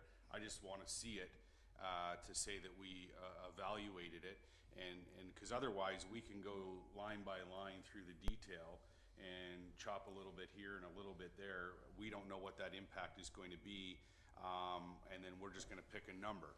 So I'm saying is that run those scenarios, show us what it looks like, try to find as much efficiency as you possibly can, look at doing things differently, whatever it takes. And I'm not suggesting for a minute that staff haven't gone to that degree, but we need to look a little bit harder. I think there's efficiencies to be found, so I'm looking at, show us the scenarios, and then we can make a decision on what that is. So I'm just looking for information at this point. Thank you. Okay. Tyler? Yes, thank you, Chair, and I just wanted to voice my support for that path forward. Maybe we can't get to 1% or 2%, but I think it is a good idea to put it back to staff to say, if cuts need to be made, where do you think they could best be made with the least impact to your organization? Because we might find that tomorrow, if we start chasing a number, we want to get to 3.5, we want to get to 3, things will get cut, and that might not be for the best. So if there is anywhere where you can trim anything, something that, maybe not even a nice to have, but, something that's maybe a bit more of a risk or a bit outside the scope, things that are sort of venturing outside the normal bounds, if we can trim those back a little bit to reduce the tax impact on our residents, I would certainly be in support of that, and I think great to put it to staff first so that we don't end up cutting something that they have to have, thinking it's a want. Councillor Thompson? I just want to finish that. When I go through my budgets every year, and I do the same thing every year for the last number of years, lots of times when we go through those line by lines, we don't change it at all. We take it on staff to give us the best budgets they can. We've gone through scrutinizing it, and I just think the staff have done the job they need to do. We've done our job to do. We got a 4.9% increase. That's the way it is. Thank you. Thank you, Chair. Just a point of clarification, Councillor Carr, were you suggesting a 1 to 2% increase across the board, or 1 to 2% down from what we are at now, the 4.9? 1 to 2% reduction. Reduction from where we are today, That's right correct. now? Okay, thank you. Councillor Millette? Now, I'm gonna support the motion that we ask staff, and that's all we're doing here. We're not demanding staff come up with anything, and I'm not gonna fault any department head, any director who stands up here and says, another 100,000, another 50,000 off my budget is gonna jeopardize compliance, efficiency, safety, service to the, that's fine. But if by some miracle they say, yeah, we can get another year out of that truck, or another 6 months out of that mower, and I don't mean Mr. Reed over my shoulder here, but I do know that, these departments are ever cognizant of the bottom line. There are trucks and mowers that have been around since 2014. But if they can find that, great. And I think, again, I go back to my statement earlier, we've got a bear of a budget this year. To just throw up our hands and say, that's as good as we can do, that's not enough. I don't think the citizens of this city expect us to throw up our hands at the end of a day and quietly accept almost a 5% increase. Thank you.